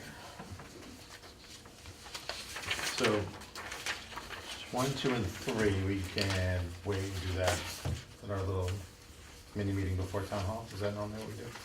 I mean, before town meeting, I apologize. Normally, we do 1 and 2. No, I think it's just 1 that we wait for. Just one? Is my recollection. 1 is the transfers, right? The transfers. Because they can still, I mean, Change. this, It might change. yeah. Yeah, so we Yeah. hold off on 1, and then we can move forward with the other articles that we haven't voted on yet. Okay. All right. So we're looking for a motion on Article 3? Motion on Article 2, please. Move to approve. We have a second? Second. All right, so we have, Wait a minute, do we We don't have any on paper. approve this, We or don't do we have IP any, it? no. Don't we usually IP this one because there are none? on the transfers? No, I'm. No, 2 is Article unpaid. 2? Unpaid bills. 2 unpaid bills. I forget. Well, I was relying on you, more senior members of the Yeah, advisory. well, I I have senior memory for this too, so. right, no, I guess, I thought Todd and Jack said there weren't gonna be any unpaid bills, they didn't anticipate any. okay, then if that's the case, I had assumed there was some, but And it could always be, we could always revisit it. Reconsider. Yeah, If consider they, it. if they come up with something at the last Yeah. minute. Yeah, I think Arlie's about to revise his motion. I don't think it was seconded, so Oh. I've been orphaned. Right, so we had a motion to approve Article 2, and do we have a second? Second. We do. I thought we were gonna IP this. Yeah. I move to indefinitely postpone Article 2. Okay, confused. Don't we need to act on the motion and play it first? Yeah, Oh. got it. All right. But it was never seconded. Yes, it No, was. it was. Just Jim that second. just Oh, seconded. okay. That was seconded by. Got it. Okay. Okay, So- Protocol, huh? all right, and then you seconded it? Yes. Thank you. Discussion? I moved to, can we table this until the, just before the town meeting when we discuss? I believe we could, Sure. since there seems to be some confusion. Then is that what we should do? Okay, all right, so, entertain a motion then to table Article 2 until we just get a little bit more information on that, shortly before town meeting. I so move. I second. Okay. All in favor, say aye. Aye. Well, that was a lot of work just to get to that one. That's Yeah, probably- okay. That's probably my I'm sorry, fault. I got things off to a bad start on that one. All right, so table, just don't record that part. Just kidding. Okay. All right, so- Number Article 3. 3, you didn't do anything with. So those are the capital items that Capital Todd took us project. through. So to see if the town will vote and raise appropriate transfer, money not to exceed 532,269, and 123,000 from the water reserve fund, from the capital and other expenses, or take any other action relative thereto. So we have a motion to, I move to approve Article 3. is there a second? Second, Any discussion? Question, I don't recall, but this maybe just a bad memory, that we've ever had a water department capital article like this. Is it, that we've well, Because that's to buy their truck, I would assume. Yeah, it's only part of the funds are coming from the water fund. right, Yeah. where's the, I lost my budget sheet that they gave us. Thought it was listed, This yeah, one? yeah, I mean, it's all listed here, It's from right? retained earnings, they're not Yeah. asking Mhm. for Yeah. the free cash movement, so it's all within the. I think that water has generally been a separate article. You know, that's my recollection, this has been a separate article, I'm not sure why, but, because we certainly approved their budget separately, Right. and, And anything that happens with the water reserve fund has typically been its own little piece and not mingled with the regular budget, although, is there any real, I don't know if there's any reason for that other than history, but I think Arlie's right, this is a little different than the way we're used to dealing with this. Is this one of the things that Todd's changing? Could be, or maybe, you know, I just because he's new, he's doing it differently, but yeah, I don't know if there's something wrong with it. I would imagine there would be more of an issue if you took some 123,000 from water department retained earnings and funded the Norfolk school building study with it. That I suspect would be problematic. That I'm sure would be problematic. But I'm just wondering from a framework perspective, given that we approve their operating budget separately, shouldn't we expect to approve their capital? you know, that's a good point too, Arlie, because there's nothing here that specifies that $123,000 matches up with the water service. But you know, you're absolutely right. It's Yeah. just the way it's presented. Yeah. Right. I mean, that That's 123, absolutely. the water service vehicle could be $23,000 and another 100,000 could be going, But it says you're- that the tag-along trailer and the water service vehicle equal the amount coming from retained earnings. Yeah, but The I don't, sheet the ties warrant. them. Yeah, not in doesn't the say that warrant. in the warrant. right, it just says, you know, $667,000 will be used to fund expenditures of the same amount. There's nothing that Right. specifically requires that $123,000 to go to the water service vehicle. Well, okay, let me take it this way then. When the warrant article is up for doing the transfers, we don't specify that in the article, we have an attached sheet. So you can make the same argument for the regular transfers, right? No, because they're all within the town budget. Well, but it doesn't, I understand what you're saying, that at a budget level, I suppose, so you're worried about crossing budget? Right, Well, Right. they're different entities, right? Right. they are different entities, yes. Yeah, Okay. one's free cash and one's retained earnings. So if this was edited to say from the, and specifically mentioned the water reserve fund was to purchase the water service vehicle, then, Or you're saying break it into two articles? I think I on would- Article I think 3A break and it into 3B. two articles is the way I would have thought it should be structured. I don't have any objection to the spending or to the funding. Right. But Agreed. I think it ought to be 3A and 3B, since we have some, I see there's now a precedent for that. Too bad we didn't notice this while Todd was still here, but. No, I Yeah. should, yeah. all right, So I guess I withdraw. Yeah, I think it was seconded. wasn't Yes, it? I withdraw, Okay. if I can do that. Wow, you guys get to withdraw? The last motion I had to stick it out there, you voted on. We learned from our mistake. Wow, gosh, a really dynamic organization. Where does this go from here?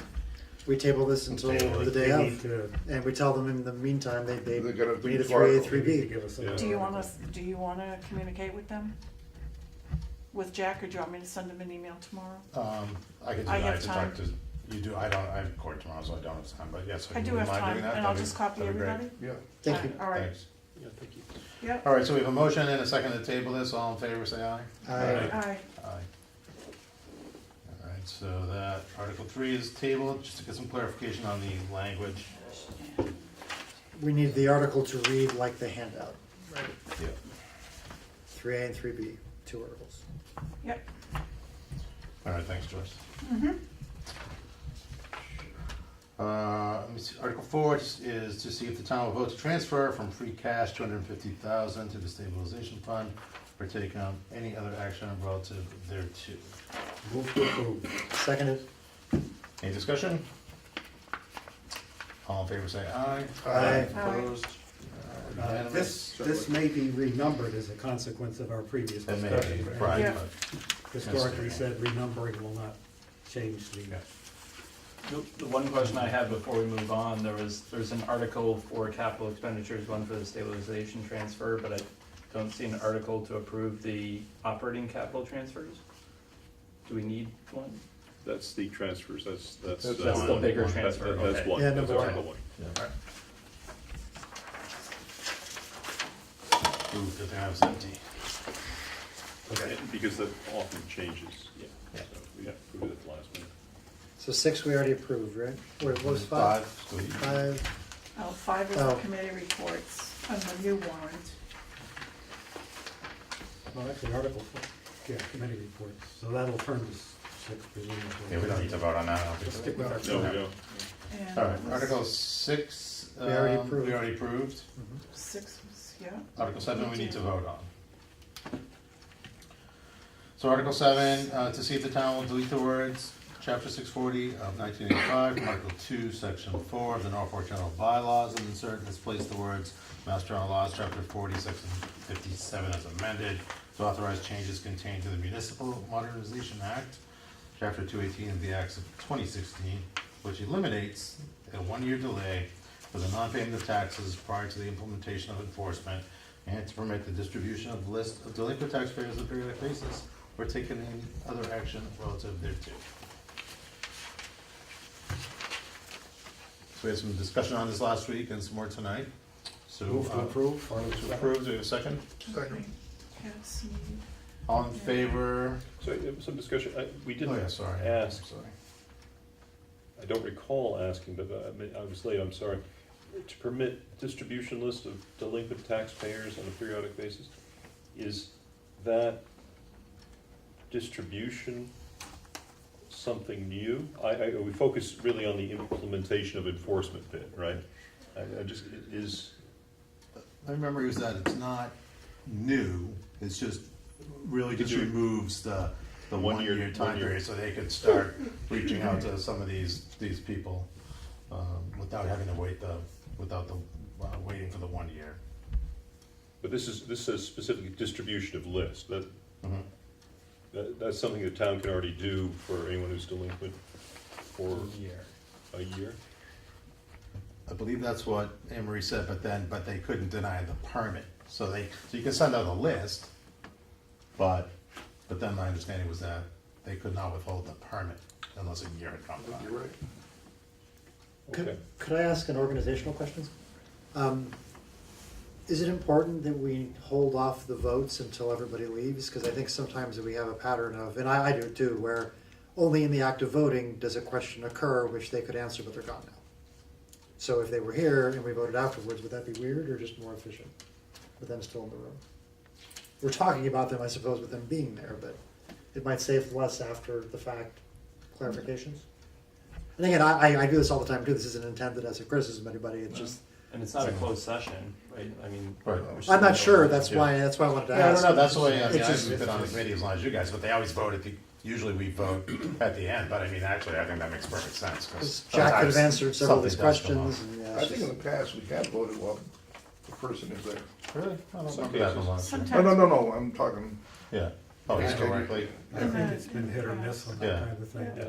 But you're Anyway, right. it's just a You're thought. right. I think that's a good point though, for us to remember going forward. a thought to It's consider. distribution of a list of delinquent taxpayers. Because I don't remember, to your point, I don't remember if that's a new power or if that's simply, I was just late, so I don't know if the question Yeah. was asked or not. If it's- so you're worried about, a registered tax offenders list going up with mugshot, I mean, I'm exaggerating. But I think that's just distributed within the town. This doesn't It's, say. it's to, no, it doesn't say, but my recent sojourn on the Concom, that was one of the things. We had someone coming before us. We would find out if they were looking for some sort of a permit, because everybody has to sign off on, on whether they're gonna allow it or not.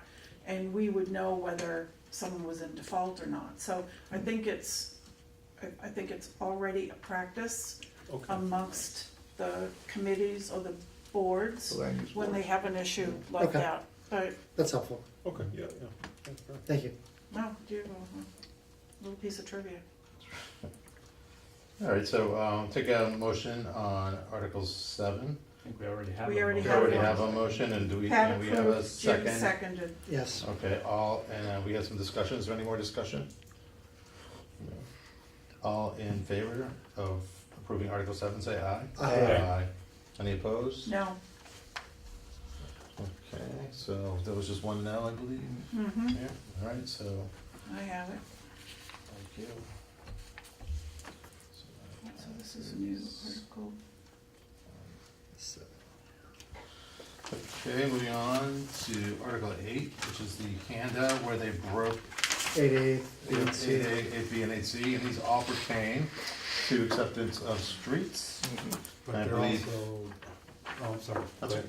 We're just gonna say Article 8A and 8B, and all of those, Article 8C, so that's that preserve neighborhood, all those streets up off between Union and Grove. Pat? This, I think was Jack saying these might be combined yet. Yes. Mm-hmm. So I'm not sure if these are ready to be voted on necessarily. And also, we've got a Betsy updating language note here. I think this handout is the updated language. Is Yeah. this the updated language? The one-page handout. But Mhm. he did say it may get I think, recombined. yeah, I think I have it in the notes that he's still looking to maybe have that consolidated. That's what I remember him Yeah. saying. too, Okay, we so- can wait and vote on this. I think it's just acceptances, right? Mhm. Yeah, I mean, it seemed like it was 50-50, they were gonna combine it. So, Yeah. Easy enough to, a 30-second vote next time, Mhm. so. Well, what street do you live on? what street do I live on? Mm. None of those. None of those. Yeah, there we go. Oh, a little, recusals. So- Can I ask Okay. a question about, I'm sorry, No, I couldn't remember. the language, and further to see what sum of money the town will raise and appropriate, borrow, or transfer from available funds for damages, fees, and expenses.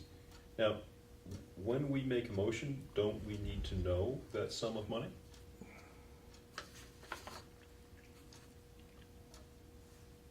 No, Joyce, you don't think so, or? I don't Well, think we so. didn't in the case of that house that they were talking about, Yeah, we usually put it Oh, at the not to Priscilla? exceed, don't we? the one that's built on town property. I somehow, I think there's no money, I don't think there's any money that's expected to to change hands, actually, but I just, do we? I don't ever remember seeing money in these type of articles. No, but this verbiage is always Yeah, there. the verbiage is out there. I think, don't they have an escrow? When they put the new neighborhoods in. Yeah. That's what I thought. Yes, I think you're right. Actually, they draw down on it if there's such damages, fees, whatever. And we don't need to know that amount to recommend approval. No, I don't think so. I think that the planning board would not send it Okay, to us that's- if they haven't done That's it. that's the story then, so, Yeah. okay, I just can't, okay, thank you. So I remember when we complained about the planning board took so long to get the streets Exactly, approved, yeah. because then we would not get the money from the state. One of their rationales was that they haven't made sure everything with the builder was correct. So, Gotcha. Okay. Yep. So we're gonna hold off on this in case it changes. I believe so. Per Jack's Is there a motion? That So, seems right to me, Mhm. just to. okay. All right, so it's motion to hold off on Article 8, just to see if they're gonna keep it split apart or combined. I think we can just not do anything. Not do anything. Yeah, I don't think we need a motion. Yeah, We'll okay. just skip it. So we're gonna just Table, hold. 9, we already approved. right? 10, Article we 10's approved. removed, 10's removed. Or removed. We're gonna resubmit that in the spring, that was because it was zoning. Stretch Oh, code. wait a minute, wait a minute, No, wait a minute. No, no, no, it's the no, no. board's committees and commission required to keep them minutes. Right, we Oh, right. voted, Oh, yeah, we wait a minute. voted that as yes. Article 10, we voted as yes. That's right. Oh, yeah, this is, Good. Um, Oh, okay. good, 9 is the town clerk. right. gone. That's a bad page break right there. All right, You dropped Article, that? Article 11. Okay. No, Yep. Stretch Then we voted, right. We approved 9 and 10, right? Oh, is that right, Joyce? 9 and 10? Wait a second. Article 9, we voted yes. Yeah. Article Okay. 10, we voted yes. We Yes. did that 2 weeks ago. And then we come to municipal housing, that one's gone. Okay. Right, and now we're at Article 11 is the stretch code. Article 11 is stretch. Always good to have one efficient efficient member on any committee, right? There's a lot of them on this committee. Okay. Stretch code. All right, so Article 11 is the stretch code. We just had the presentation by the Energy Committee folks. And so do we have a motion to approve Article 11 as written? So moved. Second. Second. Any more discussion? No? See none. All in favor of approving Article 11 on the energy stretch code, say aye. Aye. Aye. Aye. Aye. Any opposed? No, it's unanimous. Marijuana, yes. Well, Well, I've had my say on that one, so I got a move? we'll just have to vote. I move that we approve Article 12. Second? Discussion. Yeah, I was looking at it, like I said, from the perspective of just bringing it to the citizens for a vote. But I know people feel strongly about it on both sides. So if we vote yes, what is the use of that at the town hall? And, because I'm of a similar mind, I think it should go to the town hall for a public vote. We'll get a public That's vote no matter inevitable, what. but it's now on the warrant, so. And this we- is we our can't take it. recommendation to the town. This is our recommendation about how to vote, but Okay. there's gonna be a vote one way or another. Right. But if we recommend to indefinitely postpone it, so what I'm saying, if we recommend IP, then we're recommending that people, is that a no, or just that it's not? I guess that would be a no. That's a That's a no. no. We're recommending no, Okay. but the town can still vote yes. Got it. Okay, That order is well, now. I'm still in favor of it, so. Any other discussion? I think this doesn't add any value, and I'm opposed to it. Did we, or have there been prior discussion around what the revenue associated with marijuana sales would be? I've not seen anybody. I just make the observation that I think my sense, for what it's worth, is that there's an objection to retailers. that this covers a much broader scope of marijuana-related activities than simply retailers. So you're not gonna have, this prohibits any contact with marijuana, I think, in the town, which may be broader than what people really are objecting to. This probably would have been a better question for Jack when he was here. Do we, any of us remember how overwhelming the vote was back in November? Was it like, 51-49, or was it 75-25? Pull it up from Carol's results page. I don't remember them calling for like a count, so it wasn't, I don't remember being close, but I don't remember what the. No, motion was. we voted for this at the ballot. Oh, I'm sorry, the ballot, right. Yeah. I was thinking of Yeah. the town. Hall meeting. You're getting the results? I'm trying to, Very because I good. know, We're Googling it as we I speak. know Carol posted it on the website. I just I don't know if it's still up, so we'll find out.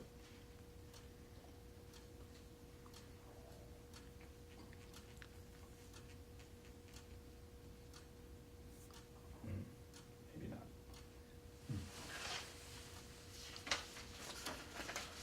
Okay, well, it's getting a little bit late, so I'll keep things moving along here as best as possible. So, is any further discussion on this? No? Okay. All right, so the motion is that's on the floor, is to approve Article 12 as written in our warrant, which will then ban the sale and including the cultivation of marijuana testing facilities, manufacturer, retailers, etc. And all in favor, say aye. Aye. Opposed? No. Okay, so let's do hands, so, because I have no idea. So ayes, please. 1, 2, 3. And noes? 1, 2, 3, 4. We haven't had a close vote like that in a long time. It's kind of exciting. So how does this go before the town then? Is a motion to IP? I Yep. Yeah. think so. Unless somebody calls for a revote and the tide shifts, but yes, it'll go as an IP. Yeah, I think That's it's our the first recommendation, time yep. in my memory. Yeah. Okay. Yeah, that's- Okay, so move to IP. Oh, yeah, other IPs on this form. So that's the, Oh, you mean the, that's I'm just asking about the formality of how Yeah. we'll make the motion. It'll be a motion, given this vote, it's a move. We recommend to IP. Yeah. Yeah. Interesting. I agree, Okay. it's overly broad. Breaking new ground. All right, Article 13 is to see if we will authorize the Board of Selectmen to sell a portion of the property as they demonstrated on that lovely map to us, as we all love to call the Old Town Hall, and, or take any other action relative thereto. I'll take a motion. move to approve? Seconded. Go ahead. Okay. Joyce, you're doing a great job there. Oh my God. Discussion. We've been trying to move this for a while, right? Yeah. Yeah. We should approve it just so it doesn't come back again. All right, all in favor of Article 13 to authorize Board of Selectmen to sell the Old Town Hall properties? Aye. Aye. Any opposed? No, so Article 13 is approved Yay. unanimously. And you guys are all gonna be stuck with a big marijuana factory there or something like that. Who knows? We'll see how the vote goes. Will. That'll be up there. I'll work for you. I'm sorry. So, Pat's pot. Pays lousy, Pat's but the pot. benefits are great. all you hippies. Easy commute. That's right. Did you hear me? Pat's pot. Oh, yes. I like it. This is coming together. Sorry, it's too late. It's too That's late. right, we're all, we've all worked hard today, I'm sure. Okay, Article 15, my voice is changing. Article 15 is to see if the town will authorize. We do the selectmen- 14? You skip 14? Oh, I'm sorry. See, It's Article late. That was 14. that's the charter, yeah. Right, so there might be Charter some is- edits on that, so I think that's another one we should table. Because they specifically said there could be some edits to the language. but I would rather wait and see the final That's why it's language. great, yeah. Okay, so we'll Let's just hold skip it. on All right, that. so we'll skip it. Unless anybody feels strongly otherwise? Nope. Nope, okay. Article 15, to see if the town will authorize the selectmen to purchase the property at 21 Seekonk Street for general municipal purposes or take any other action relative thereto. So that's that post corner there that we've talked about, and I guess they were saying that they would tear that down, most likely, because as we probably all know, that's a pretty dangerous intersection. So, all in favor of? Yeah, I think, Yeah. you have the same question I have, I suspect. Well, let's find out. Do you, We'll don't see. we have to approve a sum of money? Yeah, something not to exceed. That's right. Yeah, Yeah, I think Did I get it right? So let's that is wait on exactly this. my question Table. too, is I mean, is this thing 50,000 or is it half a Didn't we million? have something in there that, Somebody, there was an First estimate at some warrant, point. there was. There was an but estimate. it's not in here now. But the amount is in there. When did we, hold on a second, So again, it's too bad we didn't ask. did we Jack, discuss here. it I don't at actually our remember last a minute discussion meeting? of money. No, I don't know. Yeah, it's not in that first draft either. I think it's, We should probably know that.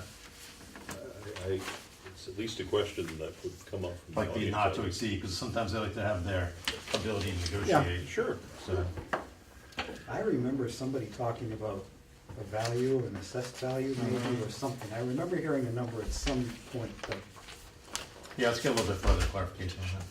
but it seems like the number Mhm. belongs in the article or some upper limit or something. Which takes us to Article 16. We're gonna have to get to our pre-meeting at like 2 o'clock in the afternoon. I was just gonna say something like that. Is Pardon? that- Go ahead, sorry. Is that something else that you want, when I send my email to Jack, is that something that you want me Yeah. to I ask think him? that's a good idea. Yes, please. We have a lot of questions and a number of articles of how they were written. This said 21 Seekonk sold 2 days ago. Really? Well, we better approve it then. According to Really? Redfin, yeah, October 23rd, 2017. Is that the other half of it maybe? Do they mean under agreement maybe, or actual the sale? I don't Oh, know. I believe Is that this the wrong is street number? 21 Seekonk. 21 Seacon. This was, Right at the this was the intersection? thing, there was gonna be Yeah. two, it was gonna be Sold cut in October half. Yeah, 23rd. that's the picture. Yep, that's it. That's No, For 177. I don't believe everything I see on the internet. But that's what it says. I'll ask. Who bought it? Does it say? Well, it doesn't say, it just says,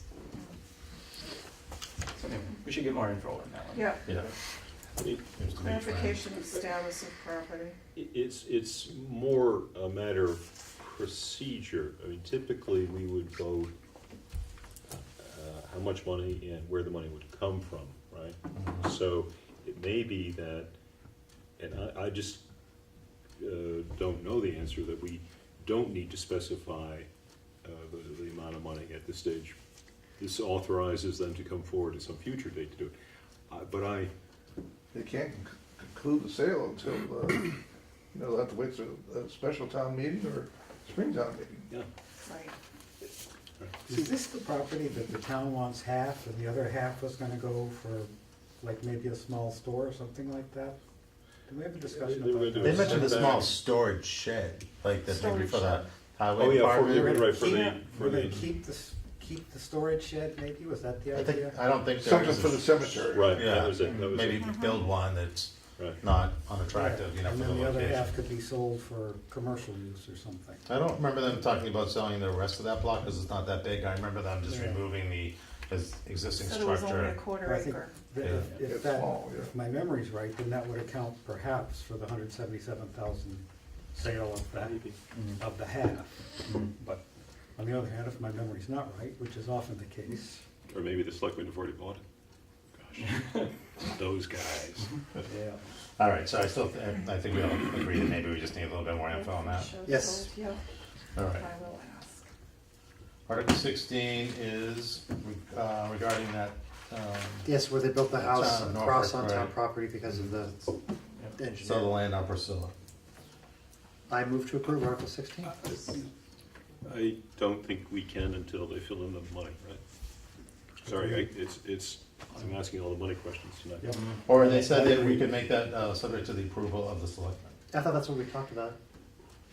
Right, but we So don't know the language money. needs to be changed. I think they said they either needed the money, and then we introduced the option of taking the money out altogether, and making it subject to approval of the selectmen. So they need to do one or the other, is my recollection of that discussion. Yeah, I see the dollar sign they left in there as a stub. Yep. I don't understand why, if they don't have it now, I mean, I'm not sure how many things they think we can try to fit in before town meeting on the day of. No, Jack did agree with Arlie, in your comments. You asked, consideration of an amount, or that we need the, verbiage as subject to approval by the Board of Selectmen. And Jack said, okay, which means that he's gonna go back to the BOS and say, hey, look, they don't like the verbiage or they want a figure. That's how I recall the discussion going, Okay. yes. I just wonder if there's time for all that. Yeah, I know, it's gonna be, I mean, almost have to start maybe thinking about next week again. And then we have Article 17 with blanks in it. So 16 we're He holding. did actually fill in Article 17, as I did, we asked him, he said that that was 18 Union Street. 18, So I think we could vote on that. Well, I'm sorry. go He ahead. also said that there was going to be more from town council. Yeah, I remember him saying that too.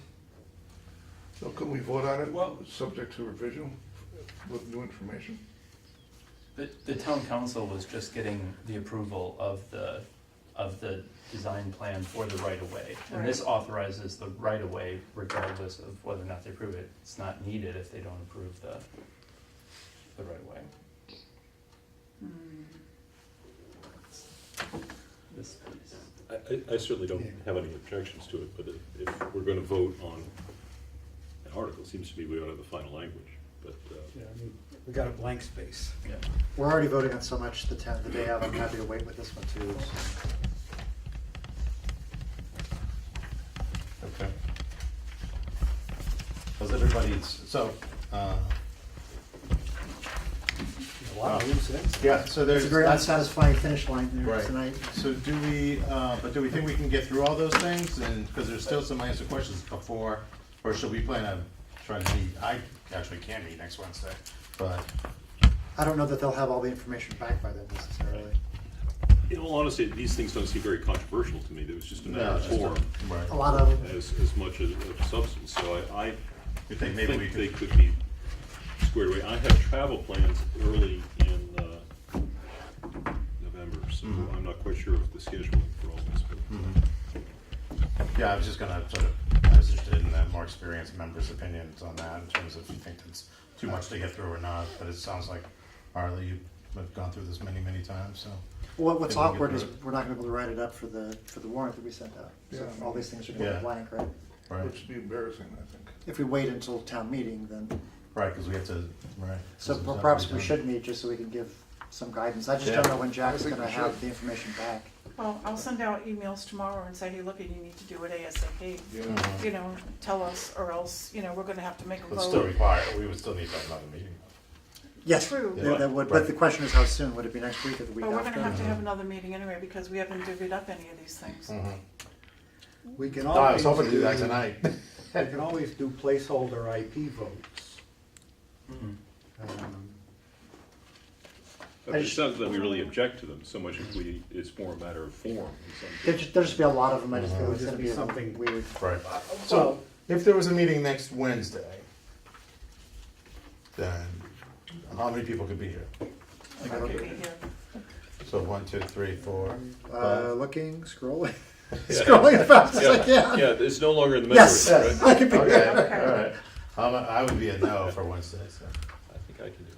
Who are we missing Well, tonight? we've This is got- November 1st, We're then you missing know. Peg. Peg, I think I can do it. Peg. Is that the only one? yeah. No. No, Jonathan.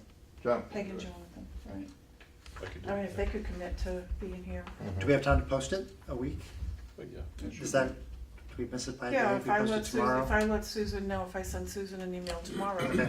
unless, you know, I can do it, you're in court. Yeah, I have I'll like just double do it. court tomorrow, so I know I don't have any time tomorrow to Okay, really do I anything. can, yeah, I can do it from the office. I'll just have her post us for Yeah, next week. right, and you can always back off if necessary. But we Does didn't it know have to the be information back Wednesday? from Jack. Oh, we need the time, so yeah, probably. That's all right, just go with Wednesday. I Leave keep enough my, I people. try to keep my You Wednesdays guys can open fight over who gets to be for them. you. You can take over. All right. Okay, well, so, I next agree with what you Wednesday said, that we're was agreed. relatively unsatisfying, yeah. Well, I mean, We got a lot of loose marijuana. ends here, and they're small ones now. Right. too. Do you want a motion to adjourn? Yes, please. Move to adjourn. Seconded. Second. All in favor, let's go. I. We actually have to.